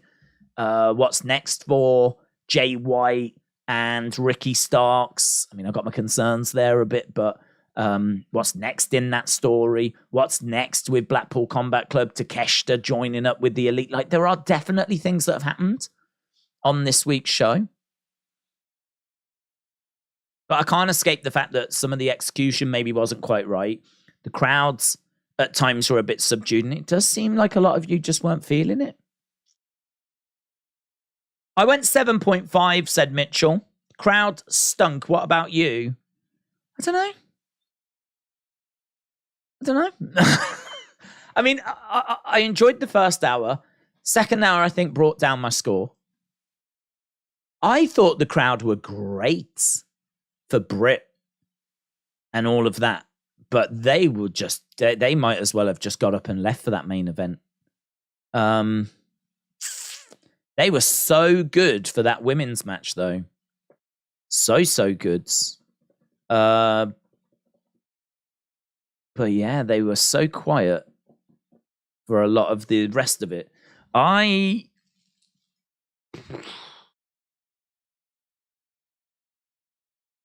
feel like I've watched some of it, though. I feel like this is honestly one of the hardest Dynamites to ever score. Normally, you get to the end of it and you go, nah, there was nothing there.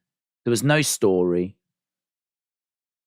The in-ring was all right, but nothing that's, blown my mind. I mean, what can blow your mind in AEW? Because you see every move ever created, right? So, you're going to see, you might as well do move bingo where you just tick them off as you see them. And you see that pretty much every week. So, seeing lots of high, big moves and whatever like that, again, you've conditioned your audience to not react to that now. They were doing so much stuff in that main event and that crowd just didn't give a flip. So, like, the psychology, I think, is not quite right, but this definitely gave you story, and it definitely gave me a sense that I've watched some. It was worth watching. I think for me, it's like a 7. I don't know that there was OMG moments, so I won't go into the 8s. I don't think that second hour's not great. It's tricky, man. It's really tricky. I want to know. Get your votes. I want to know what you lot are saying. I might cop out here. See what you lot say first. I'm predicting it's going to be a 6-7-5. Said Rick. Do you know? I am thinking that. I mean, I'm thinking about a 7. The second hour definitely dipped for me. I might settle on the 7. You see, I honestly, this was not a problem to watch. I mean, if you think back a few months ago, if you've watched the channel a bit, I was like, nah, man, I just can't do this show. There was no stories. There was nothing I cared about. It was just matches where I don't know how they'd been made. People were saying they'd come off Rampage, and all right, I'll accept the blame of, well, you should watch Rampage, right? But equally, Rampage gets or has got about 400,000 viewers. Dynamite's got over double that. So I ain't the only one that's only watching Dynamite. So really, they could do a better job of using video packages and bringing me up to speeds. Because I don't watch Rampage, and neither does a lot of other people. And in fact, even Rampage's number last Friday, which was exceptional, was still over 200,000 people down on what Dynamite would do. So that's, nearly 250,000 people, 200,000 people in America alone, let alone the rest of the world, that have watched Rampage in one of its best weeks in God knows how long, that didn't watch Dynamite. So the idea that you have to watch both to follow the stories, I don't know. I can understand Toni not wanting to make it too easy because he wants you to watch Rampage. So if you just bring everyone up to speed with what happened on Rampage, you're taking maybe another reason away for watching Rampage. So I get the situation that he's in, but for me, there's been way too many matches that have seemingly come out of nowhere that I just don't understand how we got there. And people will say, oh, if you watch Rampage, you would understand. But I felt like tonight wasn't really that way. I mean, I know that Wardlow and Powerhouse Hobbs have been in a feuds. I know that the Elite and Blackpool Combat Club are in a feuds. I know that Ricky Starks and Juice Robinson go back, and Switchblade has now come in. The main event for tonight was set up in the first segment. So, like, for me, as someone that only watches Dynamite, I can follow like the stories, and I can follow everything. I understand why it's there. So, like, I'm going to settle on a 7. I'm going to settle on a 7. I think I have finally settled on a number. Days, what are your match predictions for All In? I don't know. I mean, when is it? August, and we're sat here at the end of April, so we've still got like 3 months.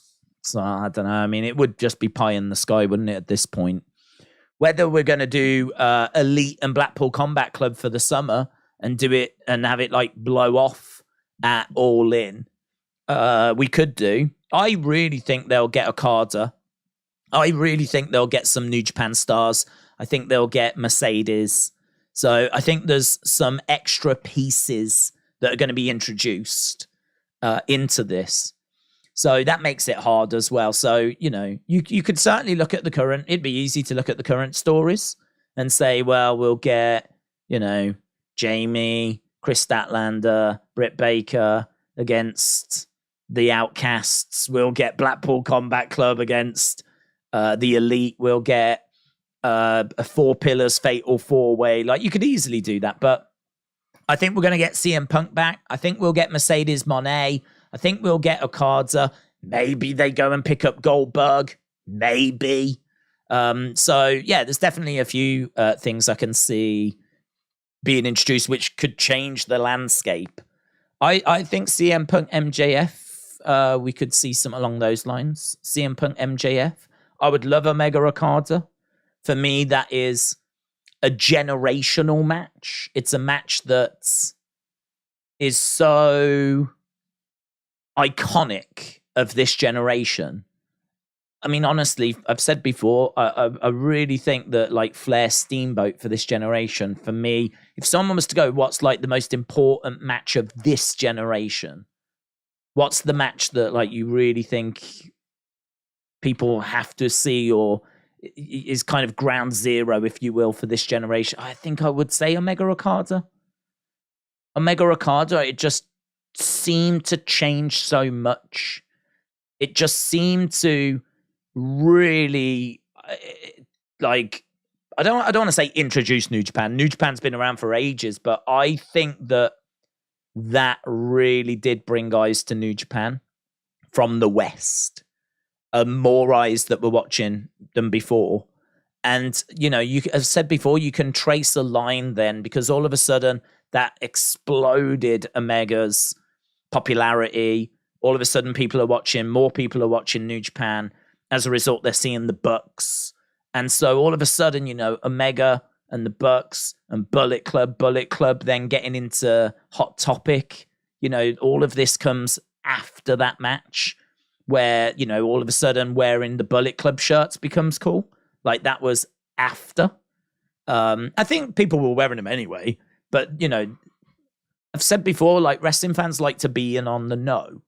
That's why wrestling fans love news. They love wrestling news because you want to get there first and you want to be in on the know. And so people walking around in Bullet Club shirts, they were cool. They're the people on the know. You know, the Bullet Club are one of the coolest factions in all of wrestling. And at the time, I mean, I think they're still around, but like, I don't know that they're quite as cool as they were.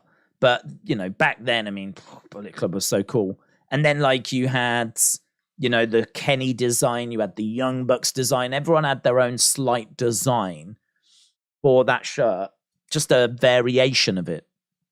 And it was in Hot Topic, and they were doing great numbers. And obviously, like, you know, I think on Pro Wrestling Tees. And it just sort of, I think because of that match, that's, you know, it gave Cody somewhere to go. All of a sudden, you know, Cody leaves WWE. He goes to New Japan. And New Japan, it's not a case that you're just going to Japan and it's not going to be seen in America. You're going to Japan and you're going to still be seen in America by a nice-sized audience. The knowledgeable wrestling fans, the ones that, you know, watch more than just one promotion. You're still going to be on their radar. You're still going to be in the conversation.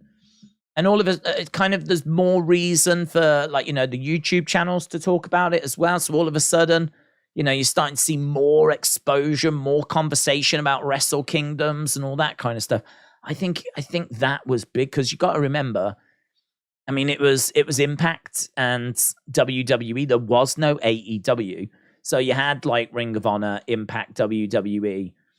But like the emergence of New Japan and the continued success and popularity of it meant that Cody had somewhere to go. Jericho ends up leaving WWE. He goes over to New Japan. All of a sudden, you've got this groundswell.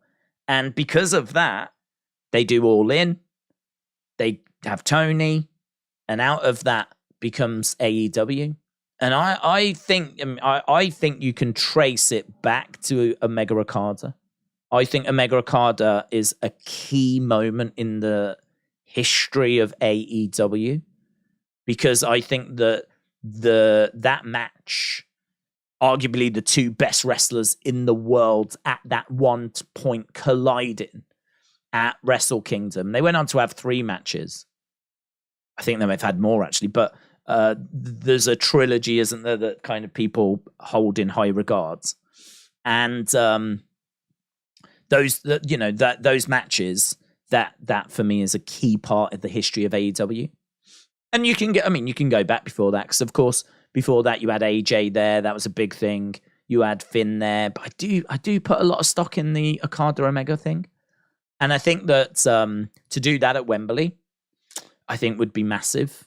I mean, they're just synonymous with each other. I think for a lot of people, and myself included, when I think about Omega, there is always a part of me that thinks Okada. And when I think about Okada, there's always a small part of me that thinks about Omega. Like, they just are forever intertwined. They're forever going to be associated. And I would love to see them fight one more time. I'd love to see them do battle one more time. So I would love for All In London to be Omega versus Okada and CM Punk against MJF. And then honestly, I mean, the rest of the card will fill out. You put Mercedes Moné on there. The Hardys have just got back together, so they're going to be on there. Maybe you do Hardys FTR, something like that. Maybe you end up maybe you do a ladder match, hopefully, at their age. I mean, I don't know that a ladder match would be the right way of using FTR, to be honest. I mean, they're such great in-ring technicians. I don't know that you're going to want to put them in like a ladder match environment, but yeah, you could do a ladder match with them. You could do, because obviously the Hardys are synonymous with those TLC matches, and certainly Jeff is synonymous with risk taking. So, but at their age, that might not be a good idea. So I don't know. I don't know. I sort of feel like that's how the card is kind of coming together for me. James said it was it was way too early for Hobbs to lose the title. I like Wardlow, but what's the point in playing past the parcel with the TNT title? It devalues the title and it doesn't mean anything. I don't disagree. I mean, the only thing I would say is maybe the story was that we take the belt away from Wardlow and we reduce him to nothing so that we can build him back up again. Because they took away, like, his car was broken into, his belt was took away from him. He was, like, knocked down to nothing. He didn't have, like, nowhere to turn. There's no faction or anything. So he's kind of hit rock bottom. And now here's Arn Anderson that we're going to put with him. And Arn's talking about, let's play chess. You've been playing checkers. Let's play chess, which is intriguing. And so he has a title match. I mean, maybe you can definitely argue it was all a bit too quick. Like, maybe this week it would have been better to have introduced Arn, and then next week you do the title match, and like, you kind of, it is all very quick. It is all very quick. Like, we've done, for example, we could have had this conversation about a 4 Pillars tournament a few weeks ago. We then could have set that match up for the following week. We then could have done the other first round match, because I think Darby should have been in a match the week after, which then could have led to, like this week where we do the final, which then means that we can do promo, whatever. Do you know what I mean? Like, you can slow it down a little bit and stretch it out a little bit rather than it all being like, bah, bah, bah, bah, bah. Because as you said, Wardlow's picked up Samoa Joe and Arn Anderson and the title. I don't know where Samoa Joe came from.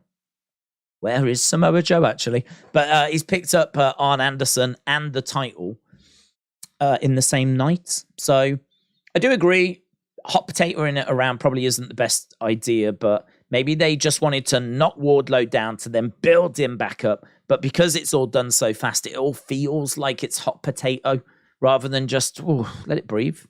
Let it breathe. But then, I mean, listen, if you're just desperate for ratings and you're like, oh my God, what can we do to get ratings? You want excitement and fast action and fast pace. And I suppose that's the AEW mentality, isn't it? Everything's got to be quick. Everything's got to be big. It's got to be, here and now and go. Like the matches have got to be that way. The stories have got to be that way. That's the mentality. We go. We don't do it tomorrow. We do it now kind of a mentality. And I suppose you can debate as to whether that's a good or a bad thing. I think at times it can be good, but I think at times it can be a negative as well. Yeah, it's an interesting conversation. Samoa Joe will be just Ring of Honor champion now. He's still the Ring of Honor TV champ, says James. How do you think they will book Forbidden Door so that All In doesn't seem like the same show? I don't think they will go as big with the New Japan talent for All In because, and this is going to sound harsh, I don't think the New Japan talent are that big, right?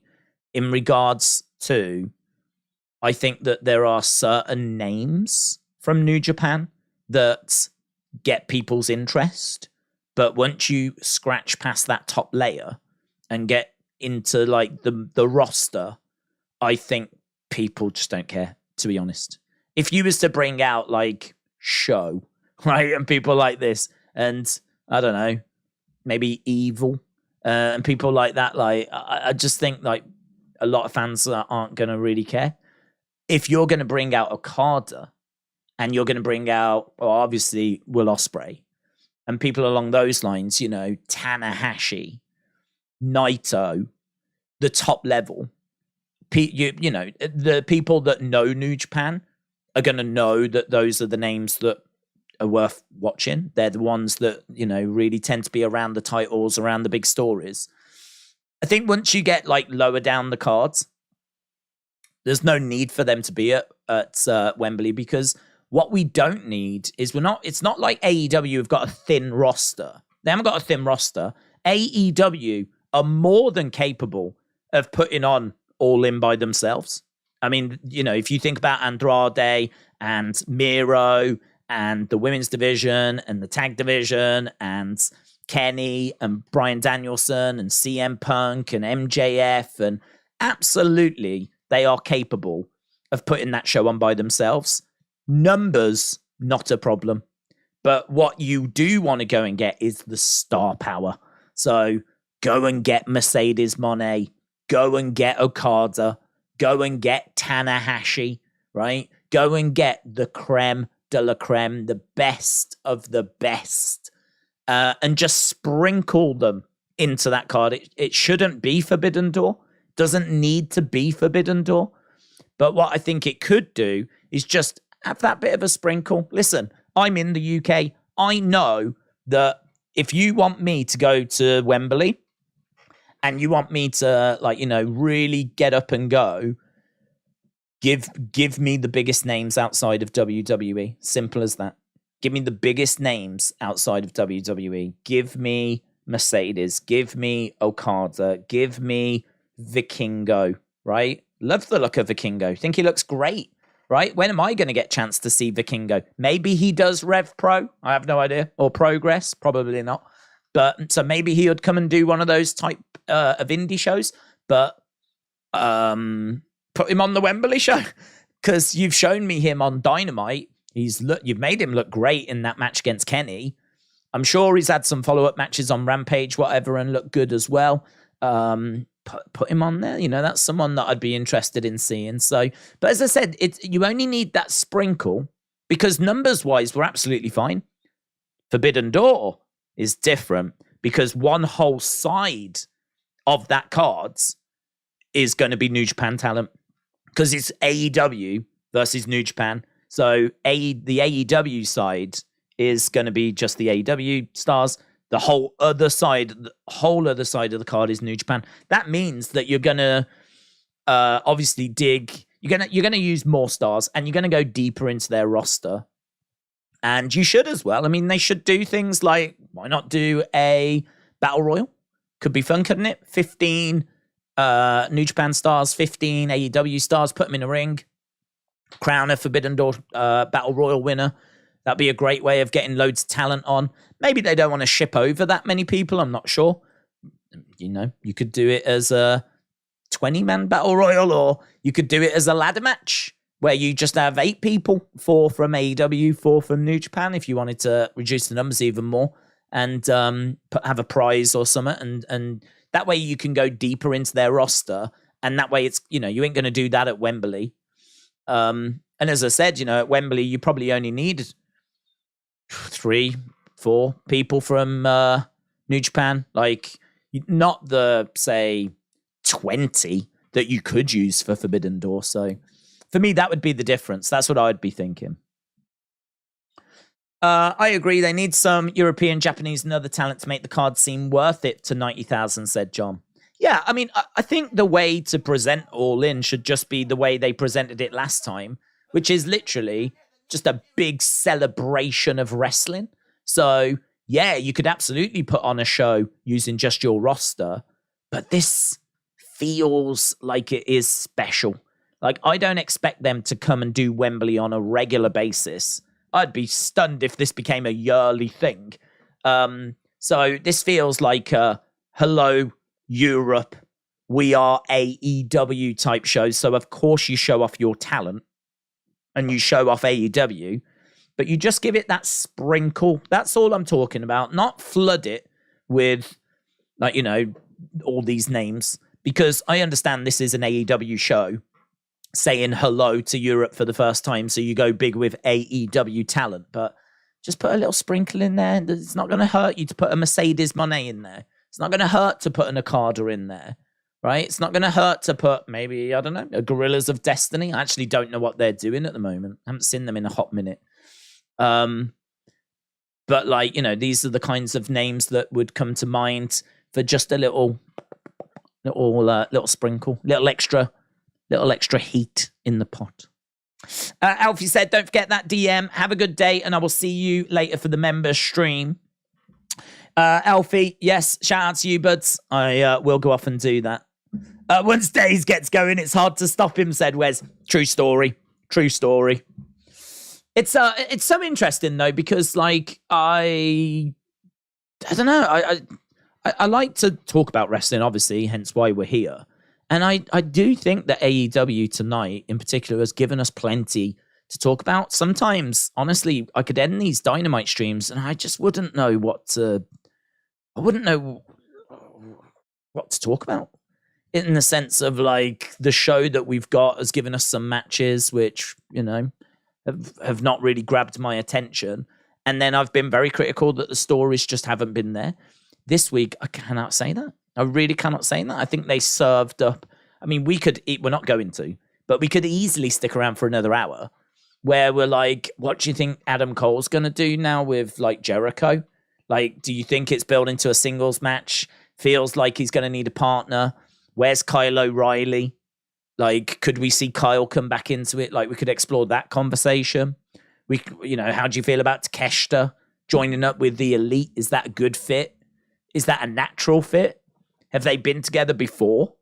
I don't know if I can remember Takeshita doing anything with the Elite before. So this feels like it's a first time thing. I don't know. Maybe someone could be like, no.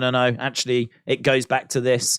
And then, of course, you could explore the history of Takeshita with the Elite. Not for long, but, like, do you know what I mean? That's something that we could touch upon. We could see how people are feeling about the Outcasts story. Do they need to change anything? If you do need to change anything, what would you change? Who's the third person you would put with Britt and Jamie? Where's Reba? Where's Rebel? Is she injured? Where was Rio? Is that the right person? You know, people are saying Chris Statlander. Do we know when she's back? Like, do you know what I mean? I feel like the show has ended, and honestly, talking about wrestling, not a problem to go another hour. Not a problem. We've got so much stuff that we could talk about. I really do like that from this week's Dynamite. I really appreciate that. I think that's a real positive. So you are right, Wes. Once I get going, don't stop me now. Because I'm having a good time, Will Jericho be drafted to the CM Punk show or the Elite show? God, that sounds stupid. Is that how they're going to do it? The Elite on one show, CM Punk on the other? Probably makes sense, doesn't it? I haven't really thought about it as to how you would carve up the roster. I'm sure there'll be people doing videos and whatever doing, like breaking that down. I haven't really thought about it that way. Yeah, I don't know. I don't know where you'd put Jericho in that situation. I'm trying to think. I can't remember. I'm trying to think. Like, I'm guessing he's feuded with the Elite, and him and Jericho, him and CM Punk. Maybe it wouldn't matter. Maybe you wouldn't be looking to use Jericho with the Elite or use Jericho with CM Punk. I think I'd be tempted to put him on the CM Punk show just because he's always got people around him. So, if you've got the Elite on the Wednesday show, then having Jericho and his faction be on the other show just means that we're not going to end up getting Jericho against the Elite again. So I would probably move him to the Saturday show, the CM Punk show. Shida is sick, that's why. Where is Reba? I don't know. Just saw an Iron Savage promo. Smaller one looks like thick Adam Cole. Right. We are going to wrap this up now. It is time to call it quits. Appreciate people joining us. I hope you got something from Dynamite tonight, whether you rated it or didn't rate it, whether you thought it was good or bad or you was indifferent. I'm actually really interested to see the fallout of this one because I know I keep saying it, but this did feel different to me at the start. This did feel, and it has felt like they've tried to introduce more story in recent weeks. But this one just, I don't know, man. Every segment just felt like they were really trying. We weren't getting like squash matches here and little like matches that I just don't know where they've come from. Like all of that seems to have just gone, and like they at least tried, even if they didn't succeed at times, but they tried to give you a show that was like, oh, big segment, big match, followed by another big segment. Big talk news. What, you had the women's tag match, got Adam Cole being beaten up. You've got the 4-pillar promo. You got the big main event with title repercussions. You got new TNT champion as Wardlow beats Powerhouse. Maybe you could make the argument that the Acclaimed segment was maybe not a big thing, but like people love the Acclaimed. They're so over with the scissoring thing and the rap and everything. That's something that people still will have really enjoyed. So, but outside of that, I mean, every segment just felt, like big, or at least tried to be big. So, I'm interested to see what people's thoughts are on this one. So, plenty for us to talk about on Friday, I think. If that's a conversation people want to have, we'll find out on Friday for SmackDown. So appreciate the support, guys. Hope you had fun. Hope you have a great evening wherever you are. And hopefully I'll see you again next time. Bye for now.